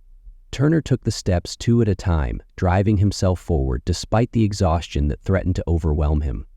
At the top, he paused, catching his breath and assessing the situation. The door to the control room stood open, allowing him to see a portion of the interior. From his position, he could make out navigation equipment and control panels, but no movement. If Hodges was right and Captain Jones was dead, then the room should be empty. Or worse. Turner approached cautiously, his handgun raised. He circled to the side of the door, not wanting to present an easy target if anything waited inside. As he reached the threshold, the ship shuddered again, causing him to grab the doorframe for support. What he saw inside confirmed Hodges' grim announcement. 2 figures lay on the floor near the main console, apparently thrown there by the ship's violent movements. One wore the uniform of the ship's captain, the other a woman soaked with blood. Both had the vacant eyes and gray pallor of the dead. As Turner watched, the 2 zombies began to stir, slowly pushing themselves up from the floor. The woman, Captain Jones' wife, moved first, her head turning until her dead eyes fixed on him. The captain followed suit, his movements mirroring hers with an eerie synchronicity. Turner raised his handgun, aiming with the calm precision that had been drilled into him through years of training. These weren't people anymore. They were threats, obstacles to his mission, nothing more. Yet as his finger tightened on the trigger, he couldn't help but think of what Hodges had said over the radio. Jones had given his life to be with his wife, even in death. There was something almost poetic about it, in a twisted way. "I hope you both find peace," Turner said quietly, before firing twice in rapid succession. Chapter 15. The sound of footsteps on the stairs outside snapped Turner out of his momentary reflection. Heavy, uncoordinated footfalls, zombies, drawn by the gunshots. Turner moved quickly to the control room door, slamming it shut and engaging the deadbolt just as the first of them reached the landing. Through the reinforced glass window, Turner could see 3 zombies pressing against the door, their dead eyes fixed on him with terrible hunger. Their hands clawed at the glass, leaving smears of crimson streaking across it. Turner backed away, confident that the door would hold, at least for now. He turned his attention to the control room itself, taking in the complex array of navigation equipment, communication systems, and ship controls. The bridge offered a panoramic view of the deck below and the ocean beyond, giving him a clear picture of the dire situation. Zombies roamed the deck, drawn toward the control room by the sound of gunfire. The ship itself continued to shudder periodically, the grinding noise from below growing more pronounced with each passing minute. Turner spotted the radio on the main console, still set to the ship's internal communication system. He grabbed the handset and switched to the frequency they'd been using earlier. Hodges, do you copy? This is Turner." For several seconds, there was nothing but static. Then a familiar voice came through, though it sounded slurred and distant. "Turner, that you?" Hodges asked. "I thought you were dead by now." "Not yet," Turner replied, relief flooding through him at the sound of his captain's voice. "Made it to the control room. Jones and his wife were here, both turned, had to put them down." "Good," Hodges said after a pause. Jones deserved better than to stay one of those things. There was the sound of liquid being poured, followed by a soft clink of glass against glass. "Cheers to the poor bastard." "Are you drinking, sir?" Turner asked, though he already knew the answer. "Found some good scotch," Hodges confirmed. "Figured I might as well enjoy my last few hours of consciousness. How's Ward?" Turner's throat tightened. He didn't make it either. Got bit in the throat." There was a long silence on the other end. "I'm sorry, Sergeant," Hodges finally said, his voice softer. "Was it quick, at least?" "Quick enough," Turner replied, not wanting to elaborate. "Sir, we've got another problem. The ship keeps hitting something. The whole vessel's shaking. Do you have any idea what's going on?" The ship shuddered again as if to emphasize his point, more violently this time. Turner had to grab the console to keep his balance. "We must be near the Outer Banks," Hodges said after a moment's consideration. "North Carolina coast. They call it the graveyard of the Atlantic, undersea sandbars that have sunk hundreds of ships over the centuries. My guess is we're running aground." Turner moved to the front windows, grabbing a pair of binoculars and looking out at the horizon. Sure enough, he could see a faint strip of land in the distance, the barrier islands of North Carolina's Outer Banks. "I don't know the first thing about piloting a ship," Turner admitted, scanning the bewildering array of controls. "Any ideas?" Hodges chuckled, the sound dissolving into a wet cough. "Neither do I, and it wouldn't matter anyway. If we're hitting those sandbars, this ship is already beached. Just a matter of time before we stop completely." Turner nodded grimly, though Hodges couldn't see him. "What now, then?" "Now," Hodges repeated. "Now I get back to my drinking before I pass out for the last time. And you get on the horn to Norfolk and call for an evac." His voice grew serious. "It's been a privilege serving with you, Turner, all of you. Get yourself home." "Captain," Turner began, but Hodges cut him off. "Good luck, my friend," he said, and the line went dead. Turner stood there for a moment, handset still pressed to his ear, listening to the static. Then he shook himself and switched the radio frequency to the emergency channel used by naval operations. "This is Sergeant Turner aboard the cargo vessel Barbara's Gift. Do you copy? Over." The response was almost immediate. "This is Norfolk Naval Station. We read you, Sergeant. Go ahead." Turner quickly outlined their situation, the ship running aground, the zombie outbreak, and his precarious position trapped in the control room. "I need immediate evacuation," he concluded. "I'm the only survivor from my team." There was a brief pause before the dispatcher responded. "Understood, Sergeant. We can have rescue assets at your position in approximately 3 hours. Be advised, however, that due to the hostile situation aboard, we cannot risk a helicopter landing on deck. You'll need to get into the water for extraction." Turner glanced out at the churning ocean surrounding the ship. Not ideal, but better than the alternative. "Copy that. I'll be ready." "We'll contact you when the rescue team is in range," the dispatcher assured him. "Stay safe, Sergeant." "Roger that." Turner out. The next 3 hours were among the longest of Turner's life. He spent them alternating between watching the zombies through the windows and examining the ship's navigation charts to better understand their position. According to the instruments, they were indeed in the infamous graveyard, their forward momentum steadily decreasing as the hull scraped along the treacherous sandbars below.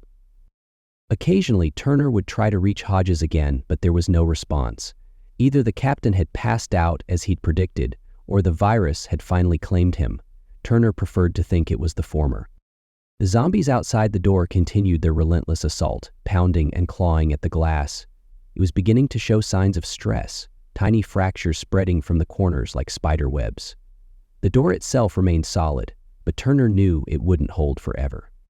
Finally, as the afternoon sun began to dip toward the horizon, the radio crackled to life. "Sergeant Turner, this is USS Arlington Rescue Team. Do you copy? Over." Turner grabbed the handset. "I copy, Arlington. Ready for extraction." "We're approximately 20 minutes out from your position," the voice replied. "We'll have a rescue craft ready to retrieve you from the water. Can you confirm your ability to reach the exterior of the vessel?" Turner glanced at the door. There were still only 3 zombies visible through the glass, though he knew there would be more on the deck below. "Affirmative. I'll fight my way out if necessary." "Understood. Contact us when you're ready to move. We'll be standing by."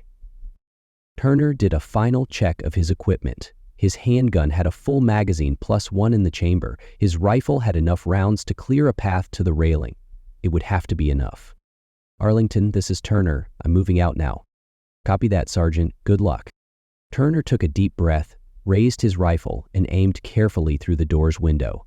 The first 3 shots were perfectly placed, each finding its mark in a zombie's forehead. The creatures collapsed, but the sound of gunfire drew more toward the staircase below.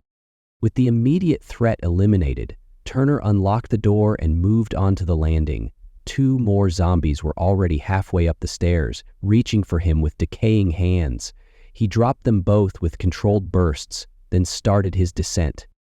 More zombies appeared at the bottom of the staircase, drawn by the noise. Turner maintained his discipline, picking his targets carefully before squeezing the trigger. Each shot found its mark, the zombies falling one after another as he made his way down.